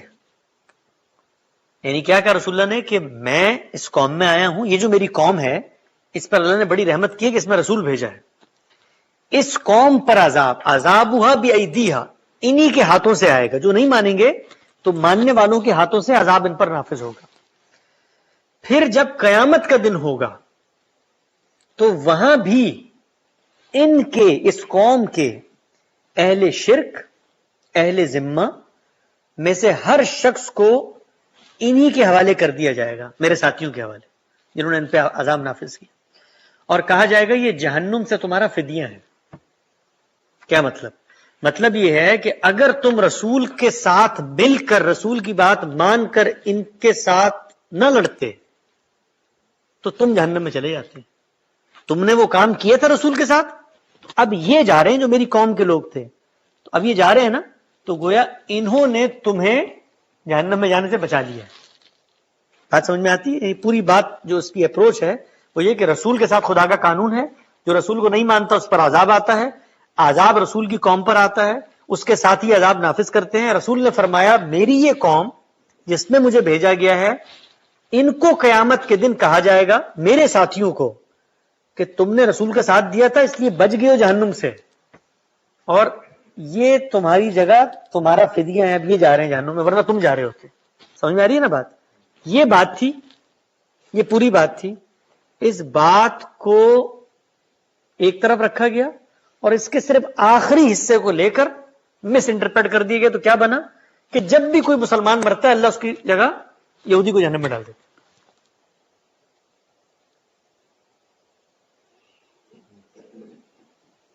یعنی ایک بات جو ایک کانٹیکسٹ, ایک پس منظر, ایک خاص سیاق سباق متعین لوگوں کے بارے میں کہی گئی, اس کو آپ نے جنرلائز کر دیا. تو یہ وہ مسئلہ ہے جو حدیث کی غلط انٹرپریٹیشن سے پیدا ہوتا ہے. تو پوری گفتگو کا 2 منٹ میں خلاصہ کر لیتے ہیں جو کچھ آج ہم نے سیکھا سمجھا. پہلی بات حدیث کے بارے میں, حدیث کی کوئی ذمہ داری رسول اللہ پر نہیں ہے. کیوں؟ کیونکہ لوگ بیان کر رہے ہیں. حدیث کو رسول اللہ صلی اللہ علیہ وسلم نے دین بتانے کے لیے انیشیٹ نہیں کیا, دین بتانے کے لیے انیشیٹ نہیں کیا. جب دین بتانے کے لیے انیشیٹ نہیں کیا تو کسی بھی حدیث میں کوئی بات بیان ہو, وہ دین کے کسی اصل بات کو ریپلیکیٹ تو کر سکتی ہے, اس کو سمجھا تو سکتی ہے, اس میں اس کی تفصیل تو کر سکتی ہے, لیکن اس میں اضافہ نہیں کر سکتی, اس میں کمی نہیں کر سکتی. کیونکہ دین اصل کیا ہے؟ قرآن اور سنت میں. اسی لیے ہم کہتے ہیں کہ سنت جو ہے وہ حدیث سے, بھائی میرا آئی پیڈ میں نہیں ہے, یہ ویسے ہی چل رہا ہے, کل بھی آ گیا تھا. ہاں یہ بند کر دیں بولے آپ. سنت جو ہے وہ حدیث سے ثابت نہیں ہوتی. اچھا, جس وقت ہم حدیث کا مطالعہ کرتے ہیں تو خود رسول اللہ صلی اللہ علیہ وسلم نے اپنے بارے میں بتایا ہے کہ بھائی ایک موقع پر کیا ہوا کہ آپ مدینے میں داخل ہوئے تو لوگ کرافٹنگ کر رہے تھے. وہ نہیں ہوتے درختوں میں جو آپس میں نر اور مادہ, میل اور فیمیل کو آپ کرافٹ کرتے نا, اس سے پھر پھل آتا ہے. تو رسول اللہ نے کہا کیا کر رہے ہو؟ تو لوگوں نے کہا تو پرانا طریقہ ہم اسی طرح کرتے تھے. انہوں نے کہا مجھے نہیں پسند یہ طریقہ, کہہ کر چلے گئے. تو اگلی دفعہ لوگوں سے ملاقات ہوئی تو انہوں نے کہا بھائی وہ پھل نہیں آیا اس دفعہ. تو انہوں نے کہا رسول اللہ آپ نے منع کیا تھا وہ کرافٹ لگانے سے. تو رسول اللہ نے فرمایا بھائی انتم عالم بامور الدنیا, کہ تم دنیا کے معاملات مجھ سے بہتر جانتے ہو, میں تمہیں جو دین کی حیثیت سے دوں وہ کچھ لو میرے سے, باقی دنیا کے معاملات میں میری بھی ایک رائے ہے. جس وقت اللہ تعالیٰ نے غزوہ بدر میں رسول اللہ کو یہ حکم دیا نا کہ آپ نکلیں ان سے لڑنے کے لیے, تو آپ نکل گئے. نکلنے کے بعد ایک جگہ آپ نے خیمہ لگایا, تو ایک بوڑھے صحابی آئے, انہوں نے کہا یا رسول اللہ یہ آپ نے خیمہ لگایا ہے, یہ اللہ کا حکم ہے یا آپ کی رائے ہے؟ تو انہوں نے کہا نہیں میں نے اپنی رائے سے لگا. انہوں نے کہا اٹھائیے پھر یہاں سے, جگہ نہیں ہے خیمہ لگانے, حملہ ہو جائے گا, سب مر جائیں گے, آپ آگے لے کر جائیں. تو وہ اللہ کے رسول بھی ہیں اور ایک انسان بھی ہیں. انسان کی حیثیت سے ہو سکتا ہے ان کو کدو پسند ہو سکتا ہے ان کو لوکی پسند ہو سکتا ہے وہ اس زمانے کی چیزوں پر سواری کرتے ہوں. صحیح بات ہے, سواری جہاز پہ تو نہیں کریں گے, اس زمانے کے گدھے گھوڑوں پہ ہی کریں گے نا. اچھا, دانتوں کو صاف رکھنا یہ دین کا حکم ہے, لیکن صاف رکھیں گے کیسے؟ اس زمانے کے حالات اور واقعات سے. مسواک سے رکھیں گے, مسواک نہیں ہوگی جڑی بوٹی سے رکھیں گے. تو یہ ساری چیزیں دین کا حکم بنی نہیں سکتی. سنت جو ہے حدیث میں کیوں نہیں ہے؟ اگر کوئی سوال پوچھے آپ سے تو 3 پوائنٹس میں اس کا جواب ہے، بالکل 1 2 3 ٹھک ٹھک ٹھک. پہلا پوائنٹ، سنت دین ہے. دین ہے نا، دین کا عملی حکم ہے. ٹریڈیشن نماز کیسے پڑھنی ہے، دین ہے نا بھائی. تو عملی چیز عمل سے منتقل ہوتی ہے، گفتگو سے منتقل نہیں ہوتی. سنت کا جو لفظ ہے، سنت کا لفظ جو ہے اس کا معنی ہوتا ہے راستہ، عمل کرنے کا طریقہ. تو عمل کرنے کا طریقہ عمل سے منتقل ہوتا ہے، بات سے منتقل نہیں ہوتا. پہلی بات. دوسری بات، وہ اس ذریعے سے منتقل ہوتی ہے جو ذریعہ ایک قطعی ذریعہ ہوتا ہے. قطعی کا مطلب جس میں کوئی ابہام نہیں ہوتا، ایک آدمی نہیں بیان کرتا اس کو، اتنی بڑی تعداد بیان کرتی ہے کہ جس میں کوئی تبدیلی نہیں. اسی لیے آپ دیکھیں پوری دنیا میں ایک نماز ہے، ایک ہی نماز ہے پوری دنیا میں. کوئی کہہ سکتا نہیں بھائی اہل تشیع کی تو مختلف ہے. تو وہ جو اختلافات آپ کو نظر آتے ہیں نماز میں، وہ نماز کے ان اعمال میں اختلاف نہیں ہے جو نماز کے لازم اعمال ہیں، وہ ان میں اختلاف ہے جو اللہ نے آپ کو اجازت دے دی ہے. ہاتھ باندھ کے پڑھ سکتے ہیں، چھوڑ کے پڑھ سکتے ہیں، رفع دان کر بھی سکتے ہیں، نہیں بھی کر سکتے ہیں. تو وہ ان میں اختلافات ہیں. باقی قیام سب نے کھڑے ہو کے اللہ اکبر کہنا ہے، قیام کرنا ہے، رکوع کرنا ہے، سجدہ کرنا ہے، قاعدے میں بیٹھنے ہیں، سلام پھیرنا ہے. پوری دنیا میں ایک ہی نماز ہے. کیوں؟ اس لیے کہ وہ لوگوں نے منتقل کی اس میں کوئی. اور تیسری بات یہ کہ حدیث سے سنت کیوں نہیں اخذ کی جا سکتی؟ اس لیے کہ حدیث کا مطالعہ یہ بتاتا ہے کہ رسول اللہ اس میں کوئی بات انیشیٹ کر ہی نہیں رہے. اچھا، اگر اس میں کوئی سنت تھی تو سب سے پہلے رسول اللہ کو ایک بات کا اہتمام کرنا چاہیے، وہ یہ کہ وہ یہ بتائیں کہ جس طرح قرآن کی حفاظت کی ایسی میری باتوں کی بھی حفاظت کرو. اس لیے کہ اس میں دین پایا جاتا ہے. یعنی یہ سوال کرتی ہے نا عقل، ایک چیز میں دین آپ دے رہے ہیں، حدیث کے ذریعے اگر دین مل رہا ہے تو رسول اللہ لوگوں کو پابند کریں کہ بھائی اس کو آگے پہنچاؤ کیونکہ اس میں میرا دین ہے. تو یہ 3 بنیادی باتیں ہیں جس وجہ سے ہم سنت کو حدیث سے اخذ نہیں کرتے. اور سنت اصل میں انبیاء کا ٹریڈیشن ہے، پیچھے سے چلا آ رہا ہے، یہی ٹریڈیشن آگے رسول اللہ نے جاری فرما دیا. تو حدیث کی پوری گفتگو کا خلاصہ 1 منٹ کے اندر وہ یہ کہ رسول اللہ پر کوئی ذمہ داری نہیں ہے، رسول اللہ نے کوئی بات انیشیٹ نہیں کی اس میں، اور اس ذریعے سے دین کا کوئی مستقل حکم ثابت نہیں ہوتا. اس کے بعد باتیں سامنے آ گئی، محدثین نے اس پر کام کیا، کام کر کے 5 باتیں کہیں، 3 کہنے والے کے بارے میں، 2 کانٹینٹ کے بارے میں. کہنے والے کے بارے میں کیا کہا؟ ایماندار ہو، ذہین ہو، حافظہ اچھا ہو، تیسرا ملاقات ثابت ہو. کانٹینٹ کے بارے میں 2 باتیں، ایک قرآن کے مطابق ہو، دوسرا عقل کے خلاف نہ ہو. یہ ہو گئی بات. اس کے بعد آپ کے سامنے روایت آ گئی. تو اب علم، عقل، شعور، ہر چیز یہ کہتی ہے کہ ہسٹری کی ایک بات ہے، مجھ تک نہ آتی میرے دین پہ کوئی فرق نہیں پڑتا.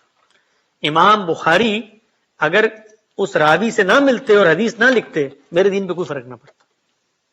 لکھ دیے، بڑی اچھی بات ہے، ہمارے اس پیغمبر کی بات ہے، ہماری آنکھوں کی ٹھنڈک ہے، ہم اس کو سمجھیں گے، پڑھیں گے. بڑی اس میں خیر کی، دانائی کی، حکمت کی باتیں. رسول اللہ کی ایک شخصیت بھی تو ہے. ہم عام لوگوں کی سوانح عمری پڑھتے ہیں، عام لوگوں کے روزمرہ کے حالات اور معاملات پڑھتے ہیں، اللہ کے رسول کی کیوں نہیں پڑھیں گے؟ ضرور پڑھیں گے، لیکن پڑھتے وقت جس طریقے سے باقی ہسٹوریکل چیزوں کو ویریفائی کرتے ہیں، اس کو بھی ویریفائی کریں گے. اور وہ ویریفیکیشن کا کام ہے جو امت کے اندر جاری ہے، لوگوں نے اپنے طریقے سے کیا ہے، اس کو ویریفائی کر کے لکھ دیا ہے. ہم اس کو دوبارہ سے ری انٹرپریٹ کر کے ویریفائی کر رہے ہیں قرآن کی روشنی میں، جو بات اس میں بیان ہوئی ہے اس زبان کی روشنی میں، اور اس سے کیا نتائج ہیں جو مرتب ہوتے ہیں. اور یہی وہ چیز ہے کہ جو ہم سب کو سیکھنی اور سمجھنی چاہیے.